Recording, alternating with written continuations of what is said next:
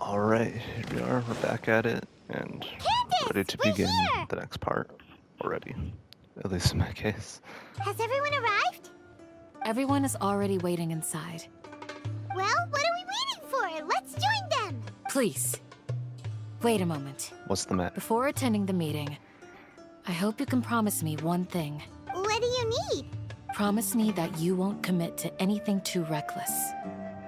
Ooh, What do you think? sure, I'll try not to. Okay. Wow, she's even concerned for the traveler.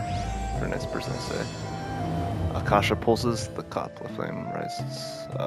Act 5, though, this is probably like the most acts that I've seen an Archon quest have, or a chapter for the Archon story. Everyone's here so early! But why isn't anybody talking? We already discussed things a bit. Hey, where have you been? I've missed you too. Are you ready? We can start Very now. well. After some discussion and debates, the group line works out a Are you detailed sure plan this together. is gonna work? I gotta admit, it's bold. Color me impressed. It's worth a try. The point of discussion is to arrive at a solution. Let's cut the small talk and move to the next point. You're making Paimon nervous. Ooh. This plan, though. You're finally done. I have some other stuff to take care of. Catch you all later. Come on, don't give me that face. I know what you're going to say. I'll be careful. That's what I wanted to hear. Take care. She's like a concerned mother. Well, traveler, Paimon, judging from your expressions, the meeting must have been quite productive. You can tell? I'm not that good at scheming or strategy, but I can sense people's emotions. And based on your reaction, things must have gone quite We'll well. make our move on the next Day, whatever that is. Paimon's a little worried. Hopefully nothing will go wrong. To be honest, I feel the same. But you're already some of the most capable people I know. So you have my trust. I mean, yeah, we totally didn't, like, save a dragon, Mondstadt, defeated Algod, Osile, and, Your deeds in Leeway, speak for themselves. and fought against a god, like an Archon, in Candace, we Inazuma, stayed behind to tell you that. Although and you won't be coming with abolished us, the we'll be Sakuko sure to Decree, remember your words. or whatever the hell that was, the Vision Hunt Decree or whatever. I'm very glad to hear that. But I've yeah. said the same thing to everyone here today as I said to you when you arrived. Your safety is the most important thing. Only when you're safe can the plan be successful. So please, take care. Thank you, Candace. You're welcome. And thank you for taking my advice. Good luck with everything. I'll be here in the village praying for you. Sounds good. I'll go make some preparations. Still can't believe Okay. the Academia made up the whole. I think they were the ones that made up the whole rumor of King Deshret's Have you finished saying your resurrection. goodbyes? Yeah! Also, Candace told everyone to be careful. Yes, she did. But I think my point also bears repeating. Our plan is not child's play. We won't be able to achieve anything if we're simply careful. We must go beyond that and fully commit ourselves to it. I hope this is clear to you.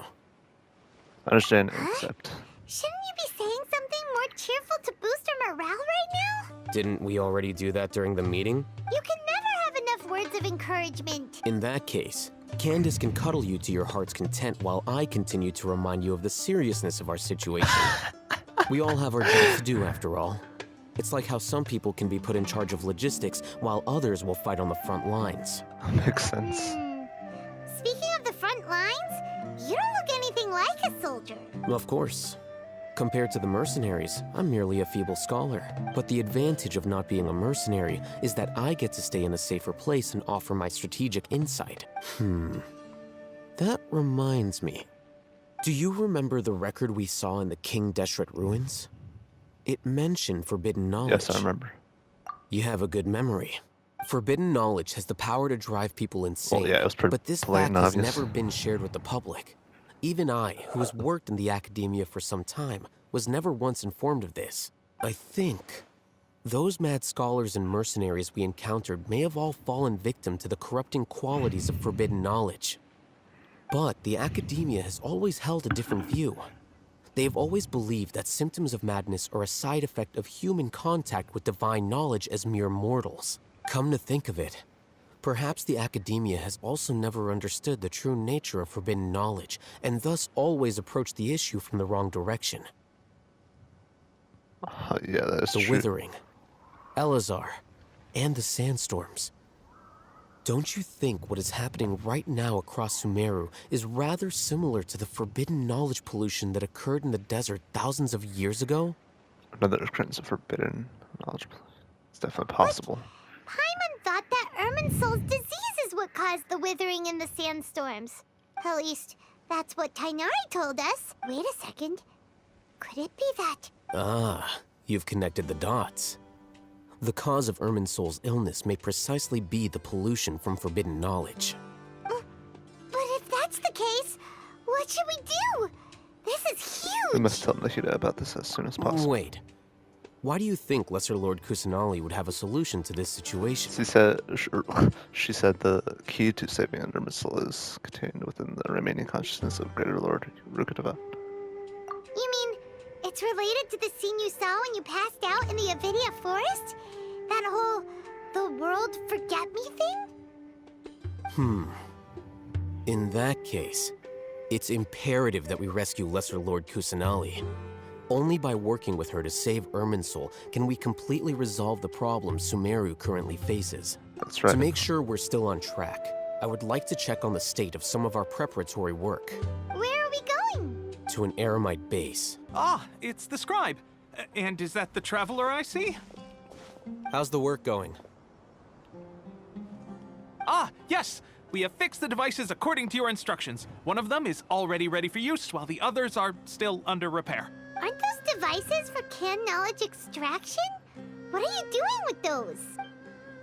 Look here. Huh? More can knowledge? Are you going to put more weird stuff into her head again? What's that look on your face? Are you scared? Someone's a little scared, but very, very furious! That's an interesting response. Anyway, we're not going to use this just yet. As I mentioned during the meeting, this knowledge capsule contains a decree I drew up in the past. The academia should also have their own copy. And according to the plan we just came up with, Traveler, I want you to record something into this capsule. Huh? Me? Do you believe we can save Lesser Lord Kusanali? Yes, I do. But I may lack faith.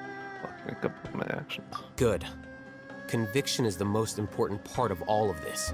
Now, please get ready and put on this device. You want us to record our conviction into the knowledge capsule? Yes, Paimon is still really worried. I understand. But trust me, Paimon, this is something we have to do. It's best if you can do as I say.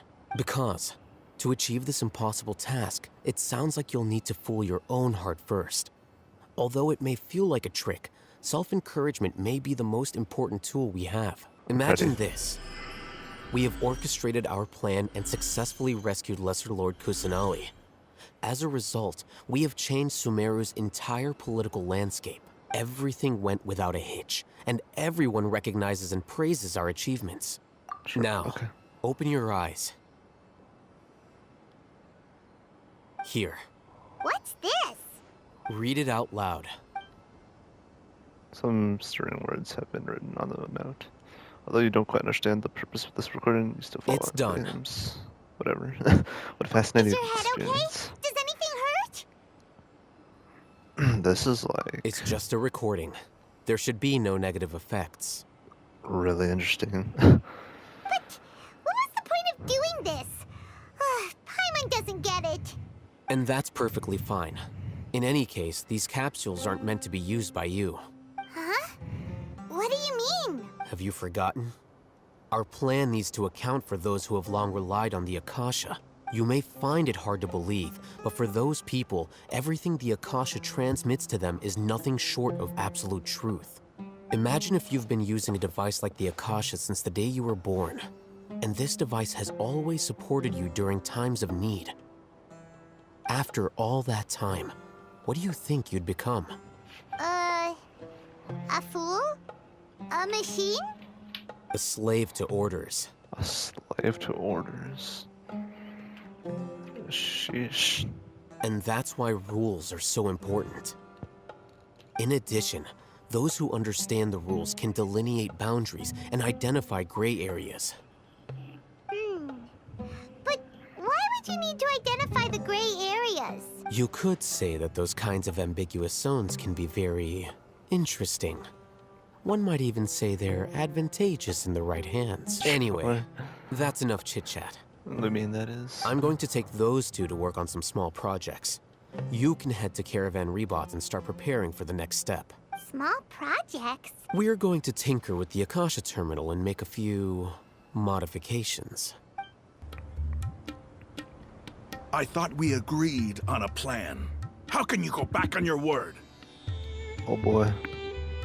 The plan is too radical and carries a high risk for casualties. I've given it a lot of thought. And in the end, I still can't agree to it. But it's still the best plan we have. As a former Matra, you of all people should be able to see the bigger picture and recognize the innate advantages of our plan. Huh? Why are you guys arguing? My friend, you're just in time. Why don't you help me persuade Sino? He's turned against our plan. We agreed to work out a plan at the meeting. As mercenaries, you're familiar with the local environment, so you'll take care of the specifics.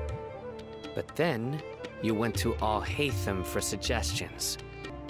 Had I known Al-Haytham would give you those kinds of suggestions, I would not have agreed to the plan. Look, you already know that we're all on the same side here, don't you? Mercenaries place a lot of importance on their bonds of friendship, but also will not hesitate to make sacrifices if they deem the situation to be sufficiently dire. I'm sorry, but as things stand, I can't accept your principles. Seems you really do understand the ways of the desert.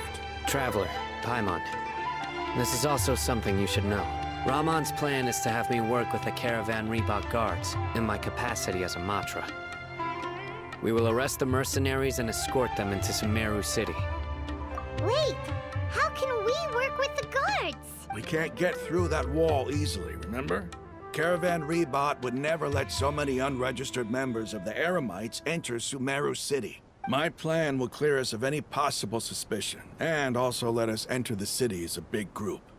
There is no better way. That also sounds like something Al-Haytham told you.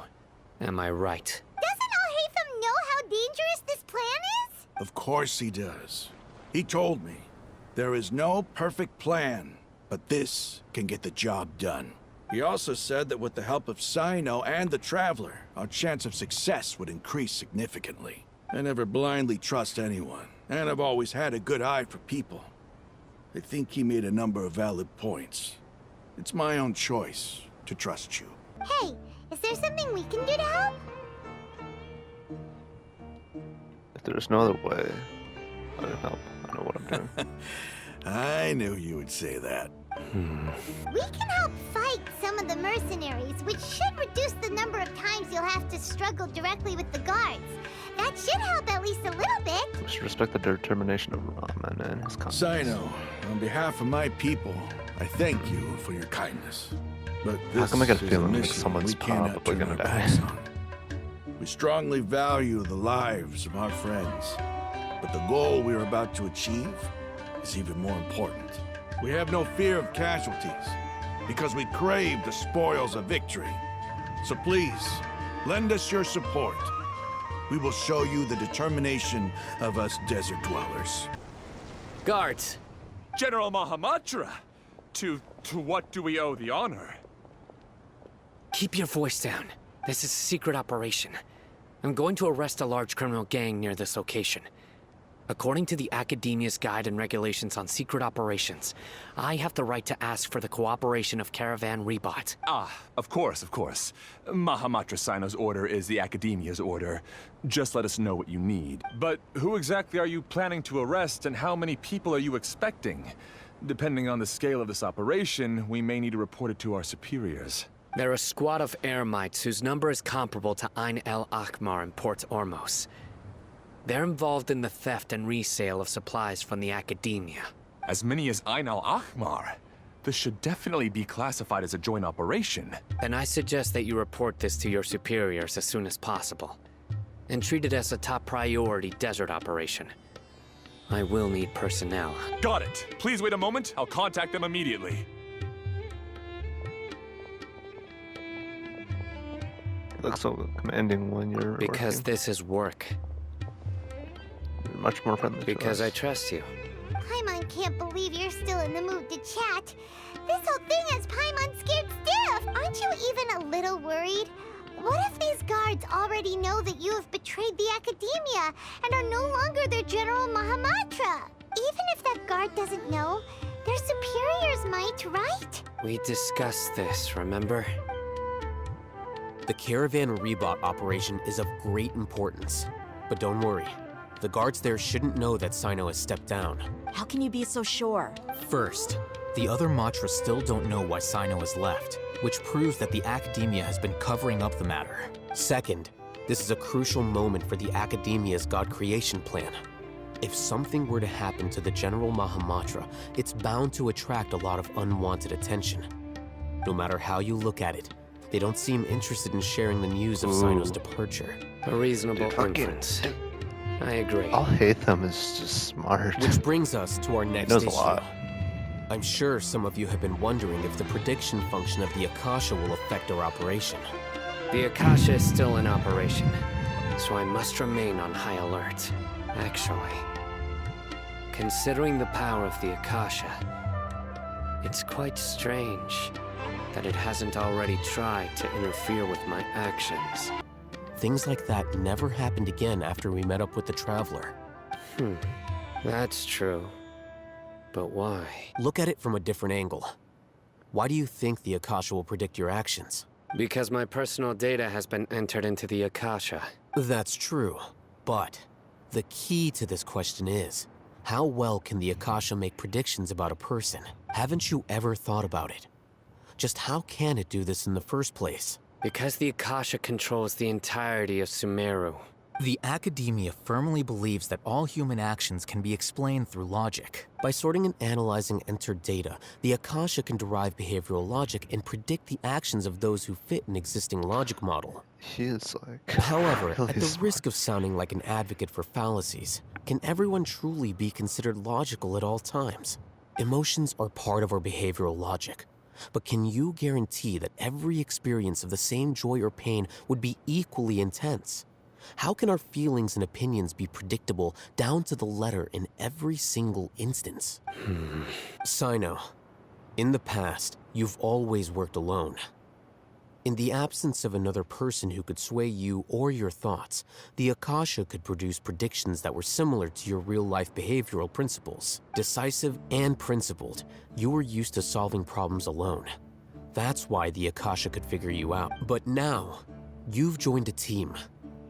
And I believe the Akasha hasn't yet figured out the full composition of it. Our thoughts and logic have intermingled and weaved themselves together to become a complicated, chaotic mess. Any one of us could potentially disagree with another. The Akasha lacks data on these interactions, and it's impossible for it to predict your actions in the future based on your decisions in the past. After all, there's probably a limit to just how much we can be modeled or controlled by data. General Mahamatra, we were not expecting your presence here. I'm the security officer of the Grand Deshret Desert District. My name is Luxembargo. This is my assistant, the Traveler. She will be working with me. The construct next to her is for her work. Beep! Construct, beep! What What the a fuck? great honor to meet you. Your golden hair is as bright as the sun. And, is this the latest technology from the Academia? Have you made a decision regarding the matter I mentioned to your subordinate? That blank It expression seems to on be a her dire face, though. situation, so of course you will have our full cooperation. To be perfectly honest, I've always longed to go on a mission with someone as well known as yourself. There's no need for flattery. Yes, sir. Take your most elite platoon and follow me to the eastern side of the district. We will carry out the operation there. Understood. Map. Hurry, bring the map! The guard immediately brings over a map. In sends 2 it close to the days, location. we will engage Rahman's Eremites and capture all of them. Any questions about the time or location? None at all, sir. Good. See you then. Yes, sir. Okay. Hopefully everything goes off Maybe hanging without a around with hitch. General Mahamatra isn't so bad after all. But I feel like Everyone's something bad's so gonna happen. respectful towards us. Yeah, it does feel pretty This cool is all and good. due to the absolute authority of the Academia. And now, we're going to strike back against that massive pillar of power. Get ready. We will move out in 2 days. Okay. Over there! Our helpers have arrived already! Let's hurry over!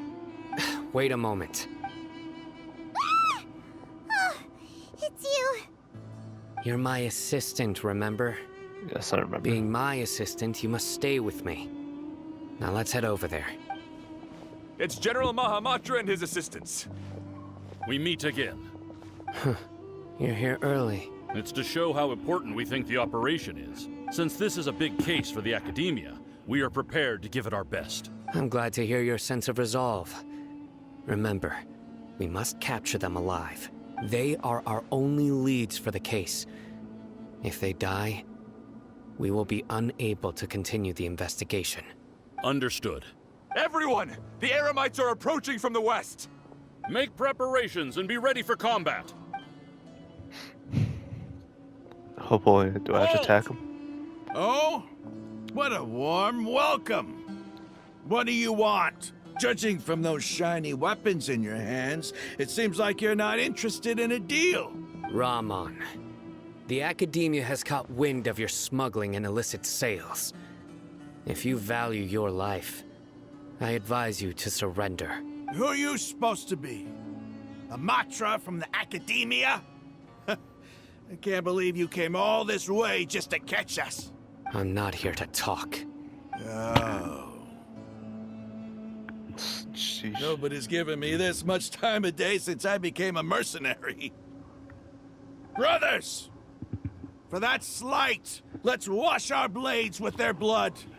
Let's show them we Eremites are not to be messed with. Dodge this! Yeah,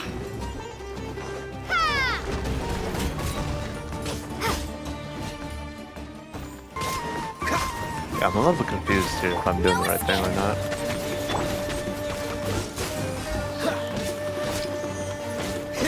What's that?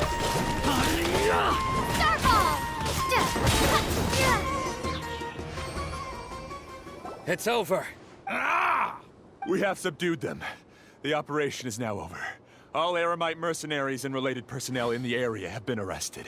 Ah, you pitiful Dendro Archon dogs! You'll regret this!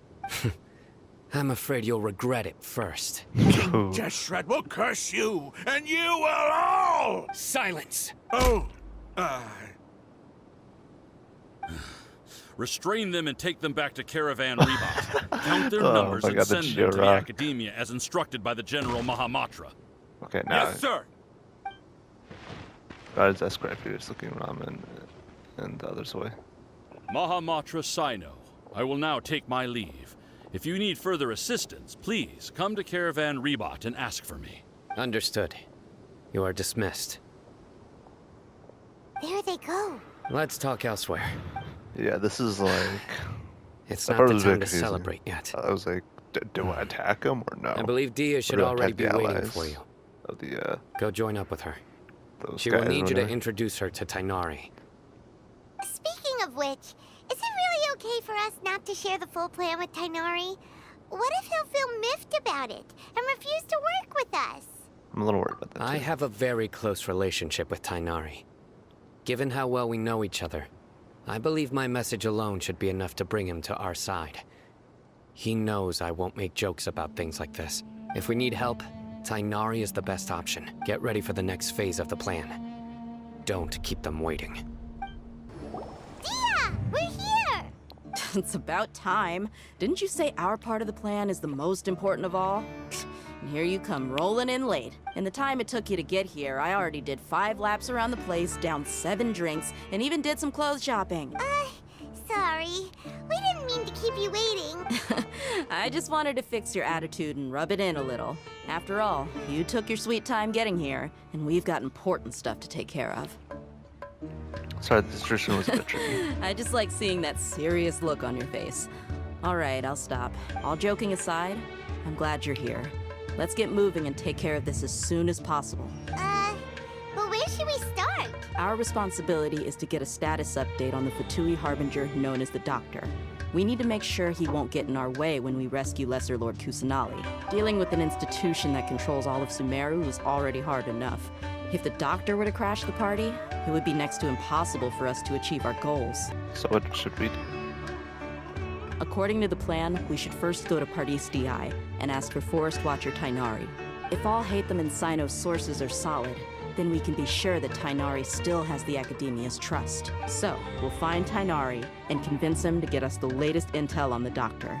Then, depending on what we learn, we'll make any necessary adjustments to our plan. The sages have placed spies everywhere on the other side of the wall. I'll follow you as a bodyguard. I didn't expect you to become my bodyguard. You should be honored. I don't offer my services to just anyone you know. But Paimon thought mercenaries would do anything for Mora. That's certainly true. But when multiple employers are vying for your services, you should always go with the best offer. Let's see. If I were to charge you a bill, I guess I can apply a discount. How much more do you want? I was not sure we can afford it. How much do I want? Hey, how about paying me with a smile? What do you say? I haven't seen you smiling much recently. If you ask me, someone like you must look lovely when they smile. Come on, give me a smile so that I can be less worried. Thank you, dear. Looking good. I hope this pretty smile will become our lucky charm. There are many kinds of smiles, but only a truly joyous one can bring blessings to others. Let's consider this smile a down payment for our future victory. Let's go. It's time to pay a visit to Pardis Di. Yeah, Dia is an alright character, honestly. Alright, here we go. Let's see how he takes this. Ah, Traveler, Paimon. And you are? Hey there. This is our friend Dia. She's an Aramite mercenary. A mercenary? You must have some big news for me. Tainari, we want to ask you about something. It's something really important. Please help us out. All right, then follow me. This place is better. You won't be disturbed by any passerby. Okay, what is this important thing you want to ask me? Have you ever met the doctor? I want to know where he is. The doctor, huh? He's that strange-looking Fatui Harbinger with the mask. Paimon thinks he has blue hair. Yes, I know him. Actually, he left Pardis Di just a little while ago. He left already? Yeah, he came looking for me. Can I ask what it was about? Sorry to ask you like this after having just met, but your answer is very important to us. For now, all we can share with you is that your friend Sino is working with us. Sino, you say? I see. So that's why he hasn't been at the Academia. Okay. I will answer your questions and will assist you any way I can. You don't have to tell me everything that's happened. The Harbinger you mentioned came to me because he wanted to take the scholar Hypatia away with him. Hypatia? Why would he want her? What is he after? And what do you mean by take away? Is he planning to leave Sumeru? Yes. He told me his return to Snezhnaya is imminent.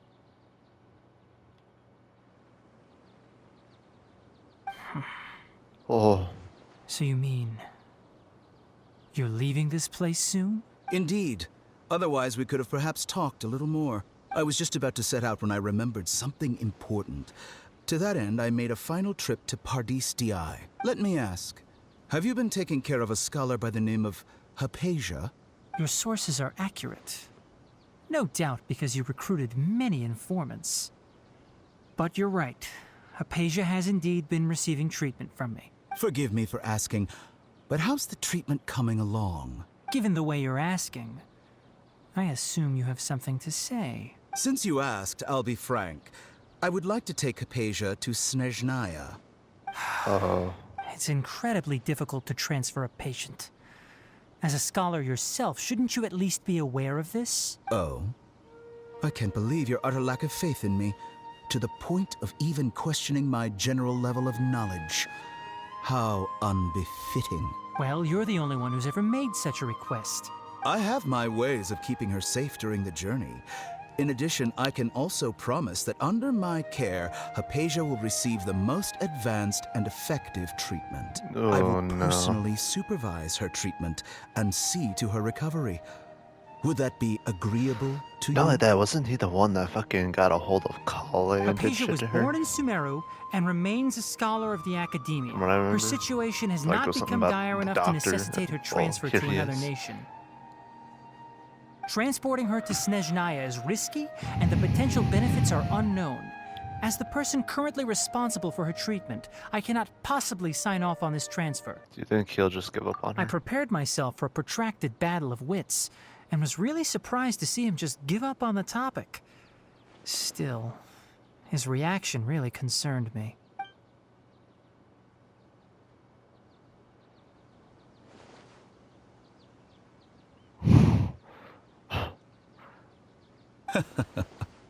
I see, I see. Of course, your opinion makes perfect sense. You're still young, but already quite stubborn. I must say, you are not like what I had expected. Under normal circumstances, I wouldn't just let you off the hook like this. But unfortunately, I'm in a hurry today, what with Her Most Noble Majesty the Tsaritsa calling for our return. Luckily, there is still some time left for me to take care of everything before I leave. It's just as the Academia said, you're a responsible and gifted scholar.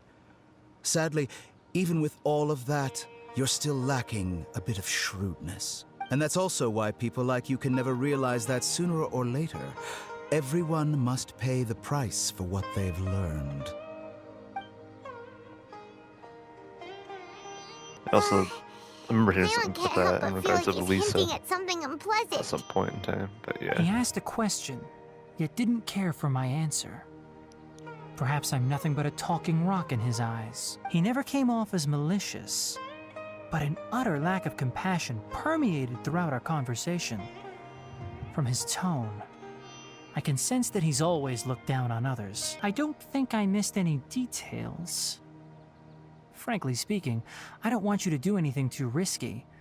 Now that you know a little more, it should be easier for you to stay safe. Thank you for sharing the information. with us, Sorry, Connor. we can't tell you everything. We appreciate that you helped us anyway. I won't forget your kindness. It's okay.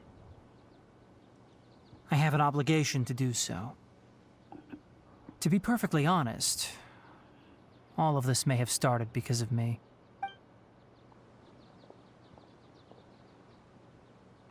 Well, Recently, my master wrote several letters to me, asking me to return to the Academia and assist him with his research.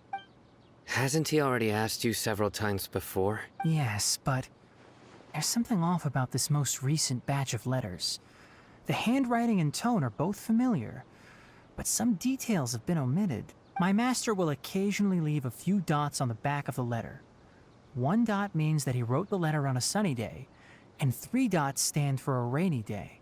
This has been a habit of his for many years, but I didn't find any dots in his recent letters. I believe something may have happened to him. I get it. Since you are always at Gandharvaville, you would like me, someone already working at the Academia, to investigate this matter, right? I'd like to ask you to do that for me. If you can keep yourself safe, please withdraw immediately at the first hint of danger. I can do that, but I have a feeling it won't be that simple. The Academia has been working on a big project. I'm not quite sure what it is, but your master might be involved with it. If the higher-ups really are hiding something, then it will be difficult to remove myself from the situation once the investigation starts. If the situation becomes critical, I'll leave the academia. If you don't see me there for an extended period, that's your cue. All right, we've got a plan. I'll stay at Gandharvaville to support you. If that scenario comes to pass, you must be extra vigilant. And be wary of any messages or direct requests from the academia. I must say, I didn't expect a warning like this from the General Mahamatra. Being loyal to the academia doesn't mean blindly doing whatever the sages say. I know what I'm doing. I see. So you noticed something was up with the academia from the very beginning. This may well be how Sino became involved in all this. In that case, I must keep my promise and help you however I can. Also, if you run into Sino again, please help me pass on a message to him. Trust your own senses and experiences. I think this may be something he needs to hear right now. Okay, we'll find a chance to tell him. Thanks. Right. Now let's go hunt down this Harbinger. Oh, by the way, which way did the doctor go when he left Pardis DI? That way. Gotcha. Thanks so much. We'll be on our way. See you later. Yeah, oh boy, shit's going down. According to Tainari, the doctor is leaving Sumeru soon. I want to check if the doctor was actually telling the truth. He also said that he'll take care of everything before he leaves. What did he mean by that? We need to be extra careful when dealing with a person like him. Just to be safe, let's chase him and see what we find. But we have no idea where he went. How can we start chasing him? We'll do it the mercenary way. I'll find leads as we go. All you have to do is just follow me. Oh boy. That Harbinger may have tried to cover his trail, but he still left some traces. Or perhaps he never even thought about concealing his whereabouts. Maybe that's just how arrogant he really is. Yep, we're headed in the right direction. The traces are still fresh, but there's no sign of his entourage. Clearly they're in a hurry. We can stop here. I think I know where the doctor went. To the south of here is Port Ormos, which seems to be where they're headed. Port Ormos? They're going to leave by boat? That's right. Let's go to the port and have a look for ourselves. Look! Fatui soldiers! Thanks to Dia's tracking skills, seems we found the right place. Shh! Oh boy. Don't draw their attention. The port is crawling with Fatui soldiers. Let's keep going and see what we can find. Now this is a proper farewell ceremony for a Snezhnayan Harbinger. The Lord Harbinger is leaving. I've still only seen him once or twice. I used to hold a position in our homeland, and back then, the doctor spoke in a very different way from the way he speaks now. Maybe the way people talk in Sumeru has rubbed off on him? It's always like that when you spend too long away from home. When he gets back to Snezhnaya, perhaps it will also take him some time to get used to the life there again. Huh? But, sir, that can't be right. No, I remember it like it was yesterday. Both his expressions and tones are now very different. Also, for some reason, he seems like he's all smiles now. What? You must be mistaken. Nobody's supposed to look happy when they're on a business trip. The doctor is on that boat. So he told the truth after all. He is actually leaving Sumeru. Let's get closer and find a place to hide so we can observe him.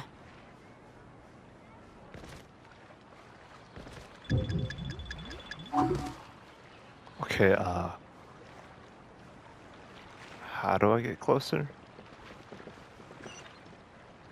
Okay, yeah, I was being a complete idiot. This place will do. We can hide here while we keep an eye on the boat. So the doctor didn't lie about leaving Sumeru, but could it really be that simple? Are we sure he's not planning something? Uh-oh! What's the matter? He saw us! Oh. Huh? Is he waving at us? It's time to say goodbye. Wait, is he the only person on the boat? You mean there's nobody with him? And Where are all the soldiers we saw in the port just now? They were all here just a few minutes ago, but now they vanished. So this was a trap. There's nobody around us. Wait, don't tell me that. Luckily, there is still some time left for me to take care of everything before I leave. Oh, what the? Oh no. They might be after Hypatia. Let's get back to Party's DI. Huh? What do you mean? Hypatia once connected her consciousness to the Balladeer. I'm afraid that she's seen something that she wasn't supposed to see. If I were the Fatui, I would also try to take her away. And if I couldn't... Oh no! Are you saying they're going to kill her? Let's go! Pardis DI is not a place you Fatui can just show up and do as you please. I believe we've already made ourselves quite clear. Our superior gave us permission to search for and collect medicinal herbs in Pardis DI for research purposes. But you've been in Sumeru for some time already. I find it coincidental that you chose to only come here today. Even the Grand Sage himself may not have the right to question our research, much less an ordinary scholar like yourself. I've done my duty to inform you. Don't make things difficult for yourself. It would seem that my words have fallen on deaf ears. You can keep trying to deny it, but coming to Pardis DI now? I'm pretty sure you're not just looking for herbs. With all due respect, your baseless speculations will only lead to unnecessary trouble. Well, you only have your Harbinger to blame. He knows nothing about keeping a low profile. I may be staying at Pardis DI as a scholar, but that doesn't mean I'm no longer a forest watcher. It is still my duty to protect the peace and safety of the scholars who have contributed so much to Sumeru. Then it seems our conversation has hit an impasse. No one will lay a hand on you, Hypatia. Not on my watch. Oh boy. Tighnari! Are you alright? I'm fine. These Fatui have really crossed the line. Time to teach them a lesson. There's no use resisting! Give us Hypatia! Keep dreaming! Yeah, Tighnari! Speed him up! Let it rain! The doctor's orders are absolute! Yeah? You've been someone's lapdog for so long that you don't know anything else now!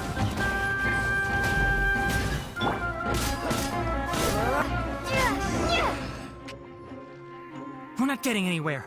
Traveler, Paimon, please go to Hypatia. We need to make sure they don't try to sneak around and attack from behind. Got it! Hopefully we're not too late. Hypatia's still here. Doesn't look like anyone's broken in. She appears unharmed, but why is she so still? She's just sleeping. Well, how is she? Everything's fine. She's sound asleep. Oh, that's good.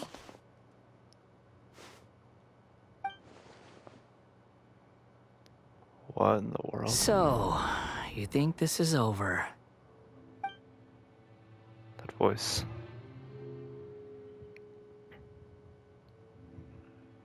The Balladeer? What? The Balladeer is here? Yeah.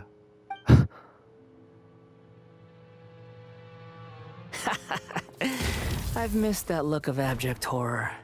You've given me that look every time we meet. But, Not to mention the very first time in that one event with the official and Mona ages ago. I can't see him, so is he a spirit, a ghost? Wait. It's because I made physical contact with Hypatia. It's the Balladeer in her I can hear consciousness. all of your thoughts, you know. Don't you remember? I already saw you the first time you came to Pardis DI and made contact with Hypatia. What did you do to Hypatia? I didn't need to do anything. It is her honor to be able to connect her consciousness with me. who are you talking to? It can't be the Balladeer, right? That's impossible. I know you must be curious. I might as well tell you that I decided to enter Hypatia's consciousness the moment I sensed your touch. But why? I wanted to observe you on a fool's errand. Hey, Traveler! But man, please stay quiet for now. My deification is nearly complete. All that's left now are just some final details. Do you understand? Even if you manage to rescue Lesser Lord Kusanali, It will be impossible for you to defeat a bona fide god like me. Is it wise to force that childlike god into a divine battle against me? Academia acted even faster than we thought. Scholars consider the god of wisdom to be the sum total of their faith. It's how they can justify reverence for a god as they construct it. Jeez. But this also shows that humanity's worship of gods is a combination of blasphemy and exaltation. It's truly laughable. If you can hear my thoughts, I want to ask you a question. Yes. What is it? You're acting more friendly than usual, or am I mistaken? Yeah, I'm in a good mood, which is why I'm talking to you like this. What? But are you really okay with all this? What do you mean? The Academia plans to infuse your consciousness with divine knowledge capsules. This is extremely risky. Even if the Academia's theories are correct, and you manage to gain the wisdom of a god, you would probably no longer remain yourself. You will become the new Great Lord Rugedvata for the Academia. Even if it means losing yourself, would you still want to become a god? Those words almost make you sound like a friend who actually cares. But you're wrong. I'm different from all of you. I was born to become a god. My entire life up until this point has just been a meaningless routine. Just think about a sheet of paper. By itself, it holds no meaning.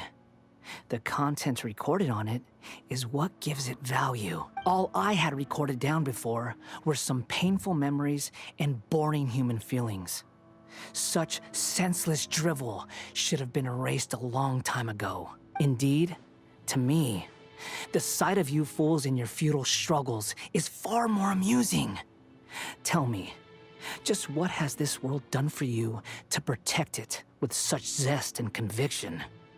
You wouldn't understand. I'm connected to your consciousness, so I can hear what you're thinking and sense the depth of your determination.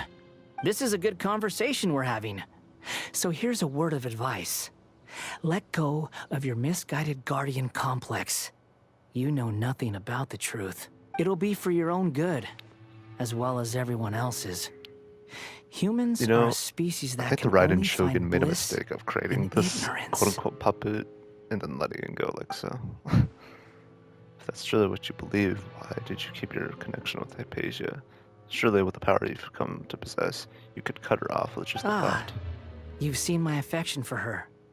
If you were in my position, I think you'd feel the same way. She peered into my consciousness and saw my past. Someone like that is qualified to become my first follower. All gods need followers. So Hypatia has been chosen. Her appearance heralds my imminent arrival at the throne of divinity, while her worship shall become my glory. You're doubting me again? No matter. Soon, you'll know what kind of authority you're challenging. If you truly cherish your follower, you should protect her from harm. Who wants to hurt my devout follower? It seems that the doctor does not wish for her to stay in Sumeru and continue receiving treatment here. Isn't that a little suspicious? The doctor wants to hurt my first follower? Doesn't that make you mad? How very amusing. Has anyone ever told you that you're not good at sowing discord? The doctor has never known his place.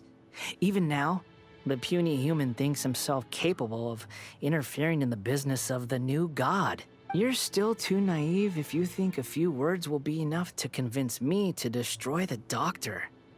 But I'm willing to give you a gift, just like my expression of affection towards Hypatia. It is an honor for you to be able to stand here and speak with me. As my listener, you will be rewarded. The look on your face. What are you planning? Both good things and bad things can be called gifts. After all, gods have never needed to be reasonable. Ah! Paimon hears thunder! Could it be the Balladeer? That person Paimon couldn't see was the Balladeer? Oh, he sure chatted with you for a while. I didn't expect that either. He's become milder, but somehow even more deranged. Where is the storm headed? It can't be. Is the Balladeer using the Gnosis to change the weather? That means anyone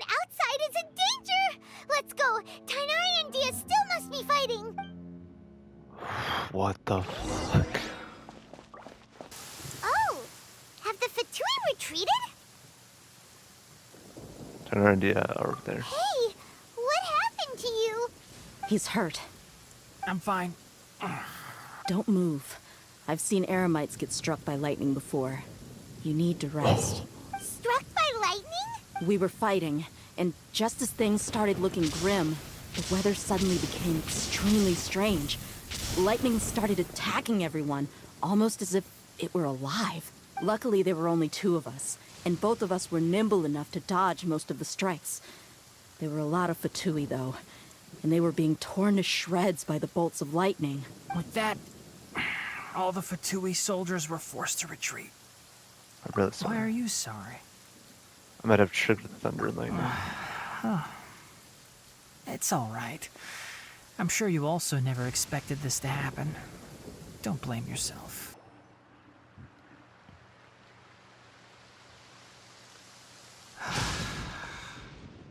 Thank goodness she's fine. Hey, how about taking care of yourself first? I understand my condition. The wound is not fatal. I'll be all right. Ugh. The more you understand medicine, the worse of a patient you become. I know. They always think they can push through the pain. Oh, he sat down. Let me rest for a bit. Sorry, Traveler. Now you may start. You were kind of everything from meeting the doctor at Port Ormos to your encounter with the Balladeer with checking up on Hypatia. So that's what you were talking to the Balladeer about? Oh, Paimon can't believe what he's thinking. Yeah. The Academia's God creation plan. How ridiculous. Oh boy. That sounds, ambitious, I guess? Anyway, this is all way beyond me. Well, if nothing else, all this proves that the doctor really did have some urgent matter to attend to and left Sumeru in a hurry. Yeah, and I also have a theory. I think that Balladeer is the reason why the doctor is targeting Hypatia. Because she's connected to the Balladeer and she has seen his past. Maybe the Fatui want to cover up some secret of the Balladeer. Is that why they tried to seize Hypatia? You said the Balladeer claimed that Hypatia has seen his past. So, what could be there? For now, I'm still not really Have sure. you noticed? The Balladeer is not happy with the doctor's actions. He thinks the doctor has no right to consider himself as his equal. So, if the doctor was to show up again, would the Balladeer zap him with lightning? Based on what the Traveler has said, I think he would. Having the doctor gone benefits him as well as us. In other words, we've successfully completed this stage of the plan. The doctor is out of the picture now. I'm also happy for you. Thank you for the help, Tainari. Make sure you rest up for now. Yes, please do get some rest. Yeah. All right. Okay, that wraps things up for us here at Party DI. Traveler, it's about time we rendezvous with the others at the Grand Bazaar. Let's continue to keep a low profile. You can head there once you're ready. You can just focus on your plan. Leave Hypatia to me. My wound isn't going to get in the way. Oh. Okay. Guess I'll sit still for a little while longer. Okay, finally made it. All right, everyone is here. How did everything go? Any luck with your missions? Let's report back one by one. I'll start first. We've made the necessary modifications to the Akasha terminal. In addition, the props required are also ready. I'll go next. The Traveler and I went to Party DI. The situation was a bit complicated, but we found Tainari. Unfortunately, he was wounded during a fight. Who was behind it? Well, that's the tough part. What should I say, Traveler? The Fatui or the Balladeer? Let's go with the Balladeer. After some back and forth, we confirmed that the doctor has left Sumeru by boat. He has something urgent to attend to back in Snezhnaya, so we've successfully removed the doctor from the picture. Also, Tainari's already resting, so he'll be okay. Oh, Tainari also asked us to tell you this message. Trust your own senses and experiences. All right. I'll remember that. Everything also went smoothly on my side. The Eremites should have arrived at their destination by now, to avoid alerting the quarry. They will stay there for now.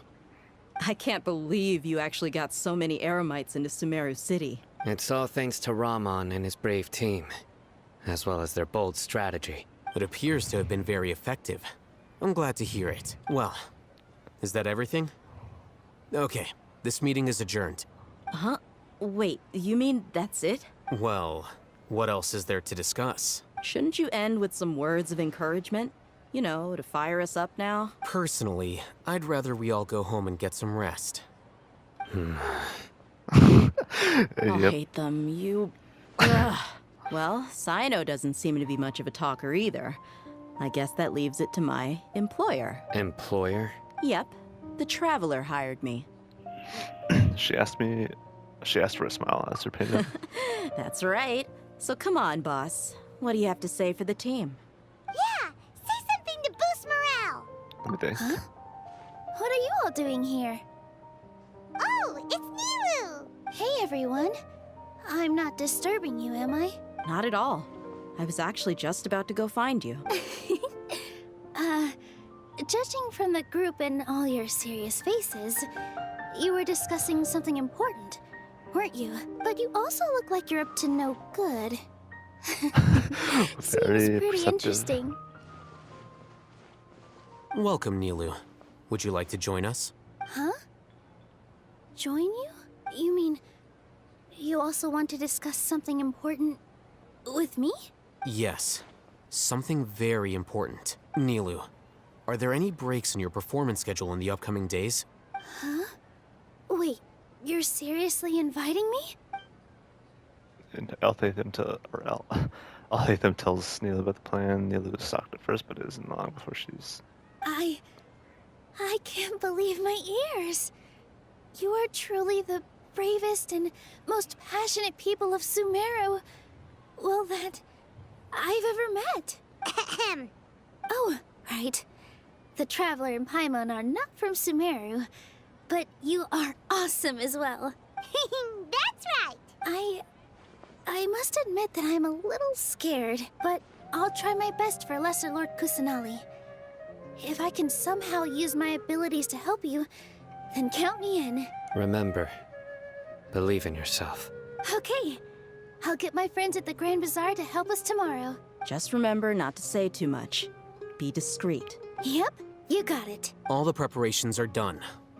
Now, can we finally conclude this meeting? Tomorrow we're going to save a god. So, have you thought up what you'd like to say, It's hard boss? to believe everything that has happened to now and our actions will bring. Yep. It's a grand plan and we're all super awesome. That's right, so... just get a good night's rest, sleep, everyone. Well said. A good night's rest before an operation can be the difference between success and failure. Thankfully, I've had my place to myself recently. It's been nice and quiet. Huh? Oh, nothing. All right, let's all go home and get a good night's sleep so we can be up early tomorrow. Okay, so I guess that means it's time to say goodnight now. Yep, good night, everyone!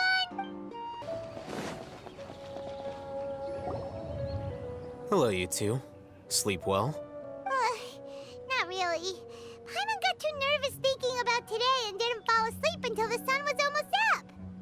Oh boy. What about you all, Hatham? Naturally, I slept just fine.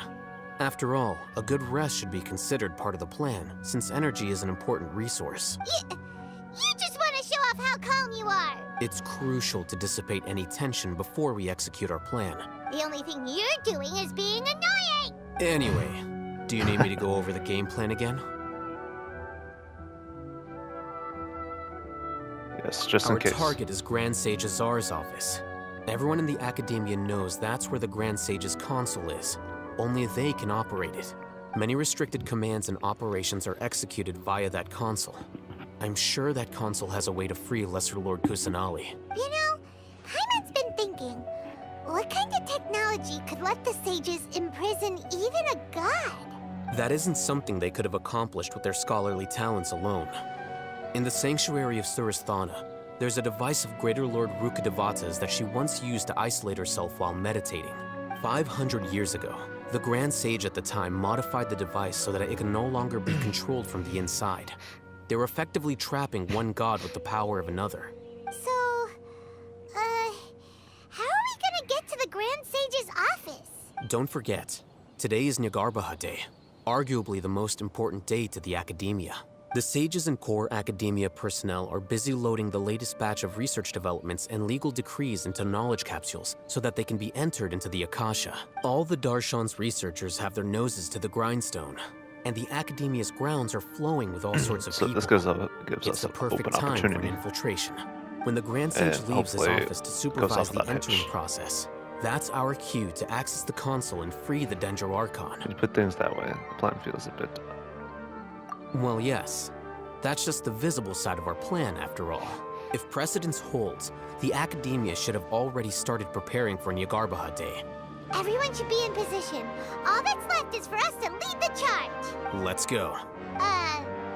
So are we just gonna walk in through the front door, or...? Yes. Were you expecting a stealthier approach? Paimon can't think of a good comeback. Alright, it's all on Alhaitham if things go south. Wait, why does Lumine have the Akasha terminal on her? Excuse me, you probably should take that thing. I don't know. Alright, so we're in. Now what? You know, we just kind of waltzed on in. Scribe? Please, wait. Are you Scribe Alhaitham? Calm down, Paimon. That's me.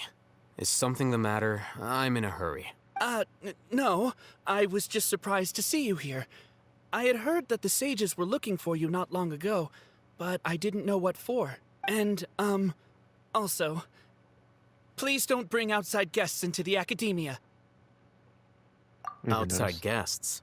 How did you arrive at such a conclusion? Your groundless inference shames the Haravatat Darshan. What did you say? I'm the top student in Haravatat, and I earned 3rd place at the last Inter-Darshan debate.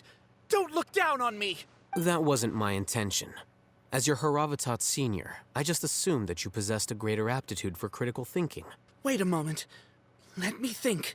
Don't tell me the answer. The sages search for you. A blonde-haired traveler. Outside guests. So, from the start, the sages weren't looking for you, but this traveler? And you were gone from the Academia for so long because... Hey, shh. Yes, you've proven yourself as the top student in Haravatat. I surmise you've arrived at the correct conclusion. As I expected. Please, forgive me. I wasn't thinking clearly just now. Thank you for getting me back on track. It's nothing. We'll be on our way then. All right. Thank you for your contributions to the Academia, Scribe.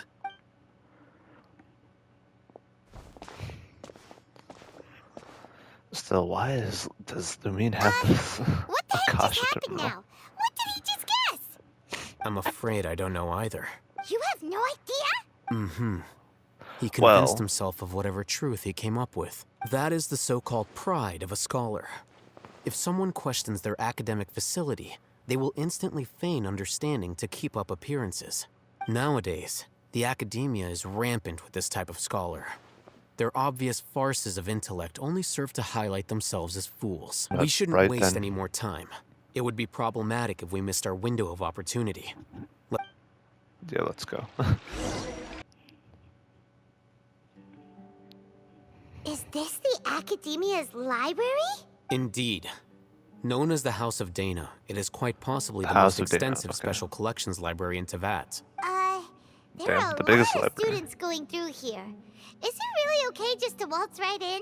The Academia marches to a fast beat, especially since it's Nyargarbaha Day. They're all occupied with their own matters. Just act natural. Now, hurry along. What's this platform for? It's a lift that Academia personnel use to access higher floors. Are we gonna take it then? The Grand Sage's office is up there somewhere. No, not right now. We can't guarantee that we won't run into the Great Sage. Let's step back and observe for now. Oh, yeah, he has everything thought through. I was like, yeah, that's like, can't just Think the go Grand up Sage there. will exit from there? At least not just yet. And after he does, we'd sneak past him? Oh, Paimon thinks that's really dangerous. Who knows? However, If we can confirm Azar's current location, our operation will be much safer if we... Allow me to offer you a hint. If you wish to know his location, look behind you. Busted. What's Grand Sage Azar doing here? Do not tell me you believed the Academia would not grow suspicious of you after such a prolonged absence, Scribe. An eyewitness had informed me of your whereabouts, so I came to personally welcome you. Great Sage, I didn't expect you to care so much about me. I'm truly flattered. I'm sure, but compared to you, I am far more interested in these two unexpected guests.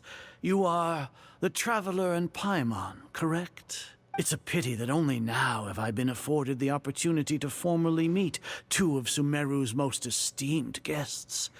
I do apologize for my lack of decorum. It's not too late for you to stop. Excellent. You immediately initiated discussion instead of attempting to prepare some perfunctory excuse. You clearly understand the situation at hand, and have no intention of making a reckless stand. The foot traffic here renders this place unsuitable for discussion. Please, follow me to my office. This place is crawling with guards. There's no way out for us.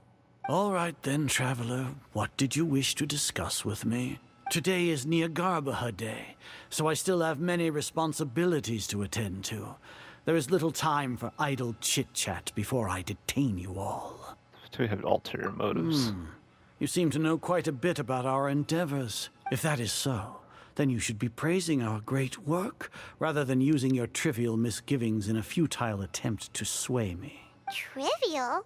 Then tell me, what do the Fatui want from me?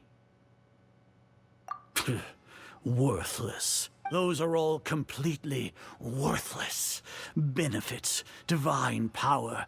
These materialistic words do nothing but debase our great work. Creating a god. Yes, we are using human wisdom to create a god. Yeah, he's out of his If fucking humanity mind. cannot attain omniscience and omnipotence, then we shall create a god to reveal them. This is the pinnacle of human wisdom. We shall regain a god's guidance at long last. No longer will we flounder in the interminable void of consciousness and knowledge. Even Irminsul will be freed from its plight. For our nation of scholars, this is the ultimate aspiration. No cost is too great to realize it. So it's the pinnacle of human wisdom, but in the end, you're still relying on it. You will never understand the rapture of having a god be born within your very hands. With your degree of knowledge, you cannot even comprehend such an emotion.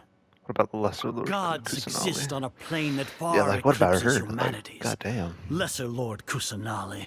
What can she even do? Care for the people? Fend off sandstorms? Fabricate silly fairy tales?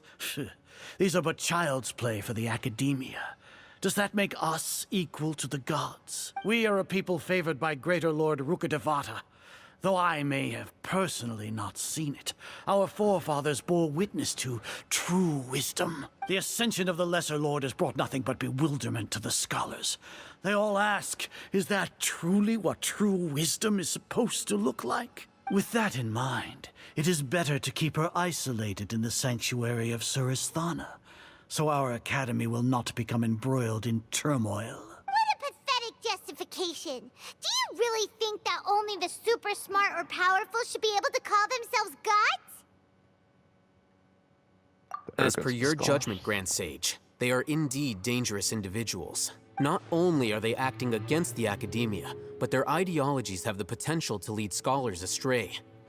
Looks like there really was merit in my assignment. Oh, Hatham? Are you talking about us? Anyway, I've brought them to the Academia as ordered, but it took some time and trouble. Oh, that reminds me.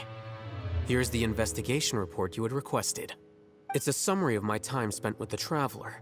An array of information about her ready for your perusal. Oh, Hatham? So you're still on the Academia's side! We finally started to trust you! You.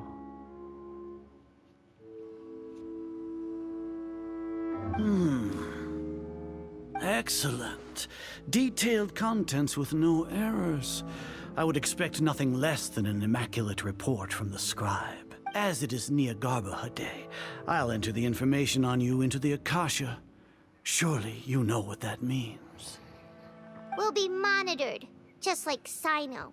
With the Akasha's calculation prowess, all of your actions will be predicted with an accuracy of at least 98%.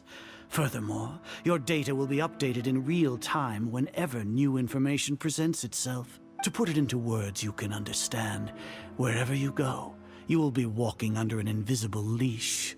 This is Sumeru's greatest penalty for dishonest persons. Does that also include your general? Are you not familiar with the concept that great responsibility begets an equally great suspicion? In any case, you are Sumeru's most concerning external variable.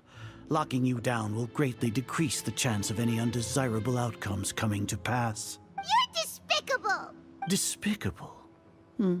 Perhaps from your perspective, but I suppose you had mentally prepared yourselves for this, no? This guy is a fucking dick. What do you mean? Your ploy was to sacrifice the traveler here, was it not? Oh boy. Lord Azar, I know what you're trying to say, but I've been following your plan this entire time. Why are you doubting me at this juncture? Must I delineate your entire plan? Very well. I will spell things out. First off, I received an eyewitness report that you were spotted with the traveler at Caravan Ribat.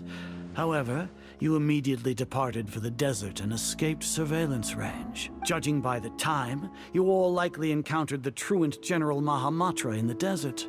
Am I correct? Maybe Paimon shouldn't have mentioned Sino just now. The Academia had not received correspondence from its scribe for a prolonged time. You were also in the company of the Traveler, a close associate of Lesser Lord Kusanali and General Mahamatra Sino, who had defected from the Academia. With their instigation, what was the probability that you would betray the Academia? Rationally speaking, 50%? 70%? What do you think? Regardless, that's only a guess. The facts are that I've brought the Traveler right before you, and I gave you my report. Indeed, your boldness deserves praise. To think that despite status as an outlander, the Traveler is still willing to sacrifice for the sake of your plan. If I'm correct, you have a contingency plan to save Lesser Lord Kusanali and ruin our great work. Sneak into the Academia on Niagarbaha Day, using Alhaitham's status as the scribe. For there is a good chance that an opportunity to save the Lesser Lord will arise. Jeez. Should your intentions be discovered, Alhaitham will turn traitor and sacrifice the Traveler, thus proving his innocence. He can then stay inside the Academia and continue searching for a way to proceed forward. As for Sino, according to the Akasha's calculations, he will soon return to the Academia and confront me in person. I suppose this is also a part of your plan? You'll see me as a traitor regardless of what I say. No, even if you impugn me, it would have little effect on you all. You misunderstand. Losing our scribe would irreparably damage the Academia's regular operations and the development of Sumeru's future academic systems. However, under the current circumstances, even that is trivial compared to what we stand to gain from our great work. This guy knows too much for his own You good, said too. that I betrayed the Academia, but you, Azar, you've betrayed all of Sumeru, betrayed its Archon. So flight has turned to fight at long last. Guards! Oh boy, here it goes.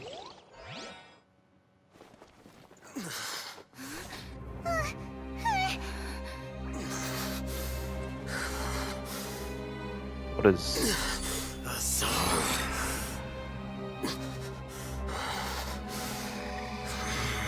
What the...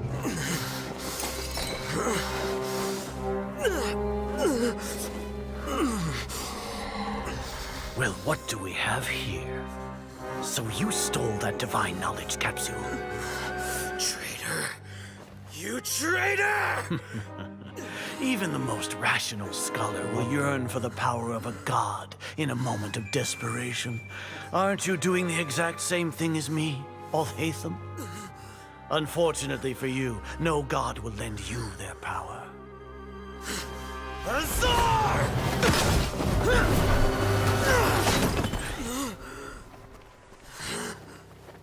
Oh.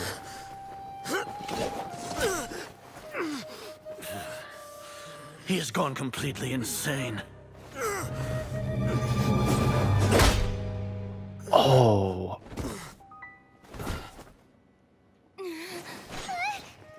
Take him to the Matra and exile him to Aru village. Then find someone to take these two to the confinement room. I'll deal with them later. Grand Sage, we've finished all required preparations for Nyargarbaha Day. We may begin to enter the capsules now. Excellent. You may begin. Oh, shit.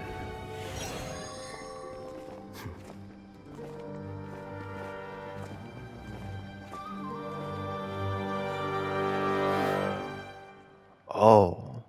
Wait, what the fuck? Don't lock us up! Let us out! Jesus. I don't think the guards can hear us. That's enough, Paimon. Yeah. Paimon got a bit carried away there. How was Paimon's acting just now? Great, huh? Damn, this was all set up. What the Marvelous. Everything's going according to plan so far. We made it into confinement, and Alhaitham's probably done with his part too. That was close. We even managed to trick Grand Sage's daughter. Alhaitham sure knows how to cook up a plan. What are we doing next? Paimon has trouble remembering things when she's worked up. Let's review what we discussed during our strategy meeting. Right! Paimon thinks it went something like this. Apart from that, we still have yet another goal in the first stage of our operation, which is to send the Traveler to the confinement room. What? Why do we want to get her locked up on purpose? She's always been the person the sages are most afraid of, as well as the greatest obstacle to the successful implementation of their plan. They are very aware of the risk she poses to them. Once the Traveler is imprisoned, the sages will likely think that everything is under control. And with their guard down, the next phase of our plan will have a much higher chance of success. Ooh, man. I can already see the pompous looks on their faces. Oh, what the fuck? That's a super tricky Dude, I'm plan. actually genuinely Paimon surprised. still thinks it's not really worth it. That isn't the only reason, of course. She has a more important task once she's in confinement.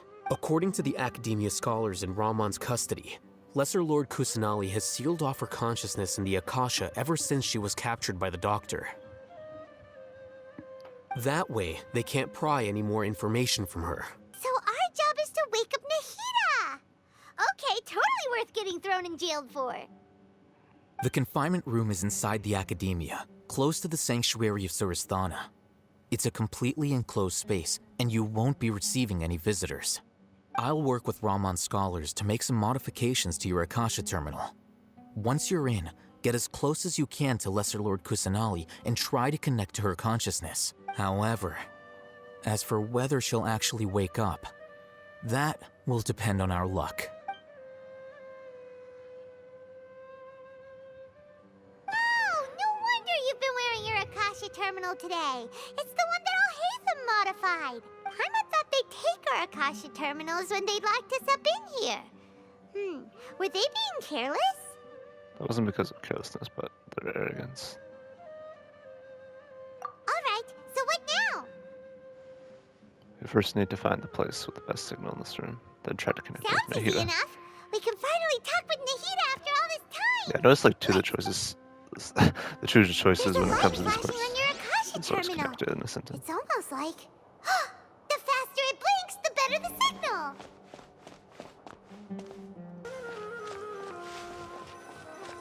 Okay, alright, I found it.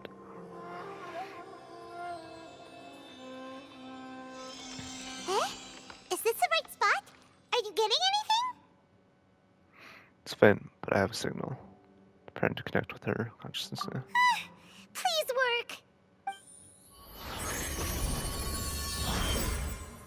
Oh.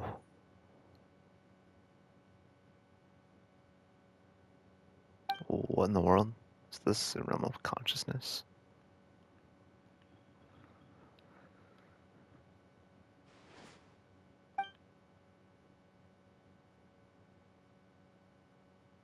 Oh. Nahida's not moving. She really has sealed off her consciousness. I need to think of a way to wake her up. Oh. What is this? Looks like some sort of barrier. Is Nahida using this barrier to isolate her consciousness from the outside Nahida! world? Hey, Nahida!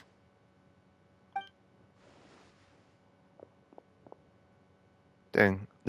Dang it, she isn't reacting. She seems like she can't sense me. When did it first start? Oh, right.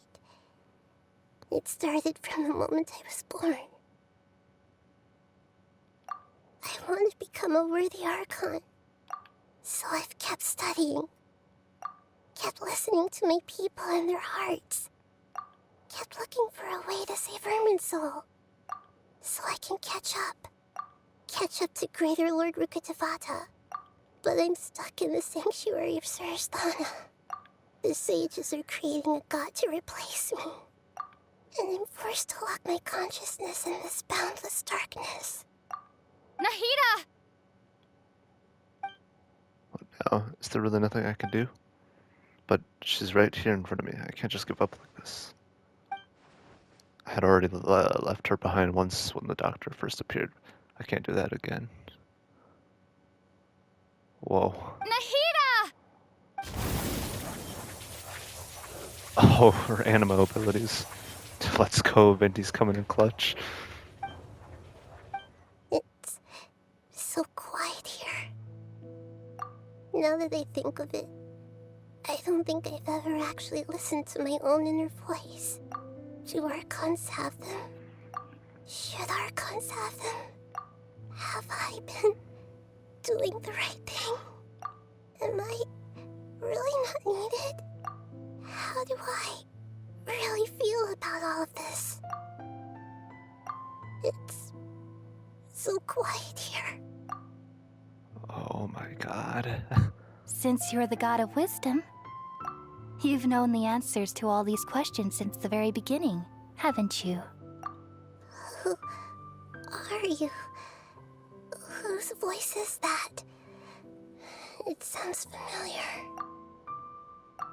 You're right, though.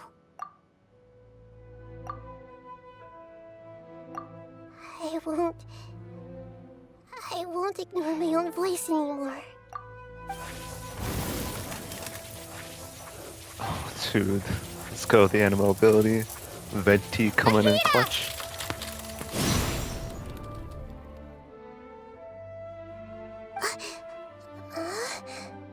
Nahida? Did you wake me up? Thank you. Why are you here? We're here to rescue you. Are you alright? I'm fine. It's just... when I think of everything that's happened to me, I feel really angry now. You should have been angry ages ago.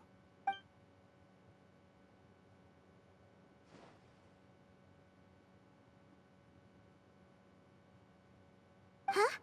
Oh, you're back! How's everything? Nahida's awake. That's wonderful news!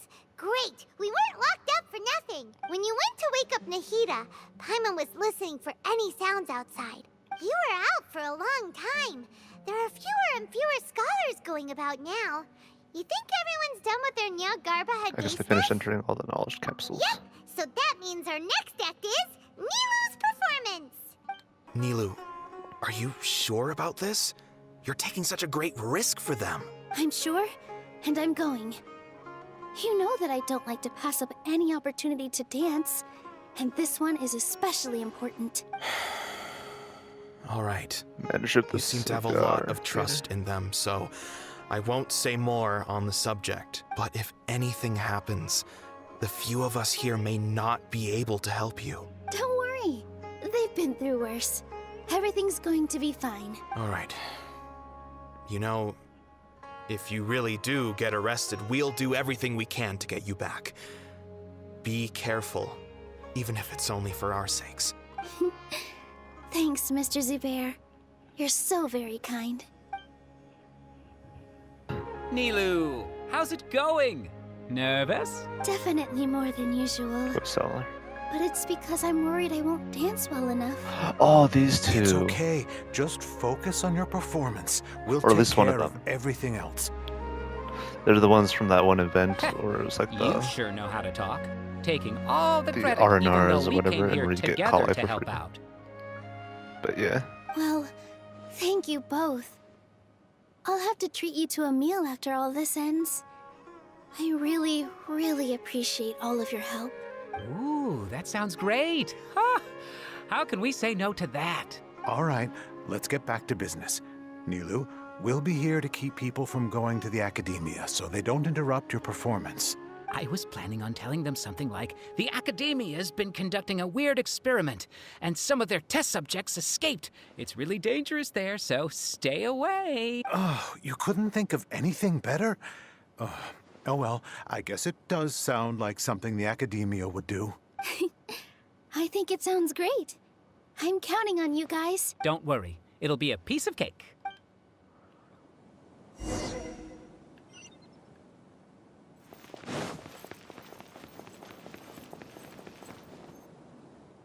Hey, Nilu. Sorry, it's great to see you, but I'm really busy The right Night of now. Love's Our Fairs. bait people away with Yalda Candy's plan is working beautifully. Do you want some candy? We have more than we can give out. Vihar, thank you so much for doing all of this. And even dressed up as the Knight of Flowers, no less. I'll pass on the candy, though. I cut back on sweets in the period leading up to a performance, and I'm about to start one. You have a point. The stage is cleared and everything's ready, so you can start your performance at any time. Yeah, thanks to you. I'm really grateful. All right, time to hit the stage. You're welcome. The honor's all mine, since I'll have such a great view of the show. Wait, there's academia scholars there.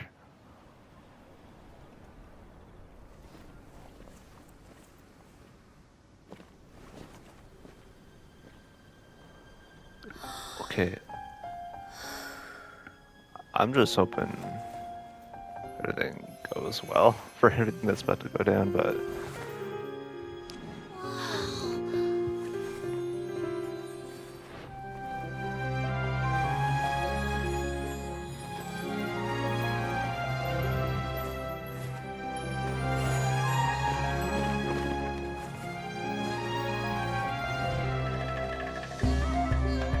I've never seen a performance like this. This is incredible. Yeah, but I heard that public performances like these have been banned. I can't believe she's doing this here.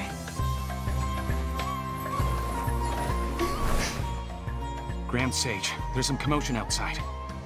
Huh. How uninteresting. Issue the new Prohibition Act from the Akasha to the guards. They'll know what to do. Do you think we should, stop her? Let's just watch for a little bit longer.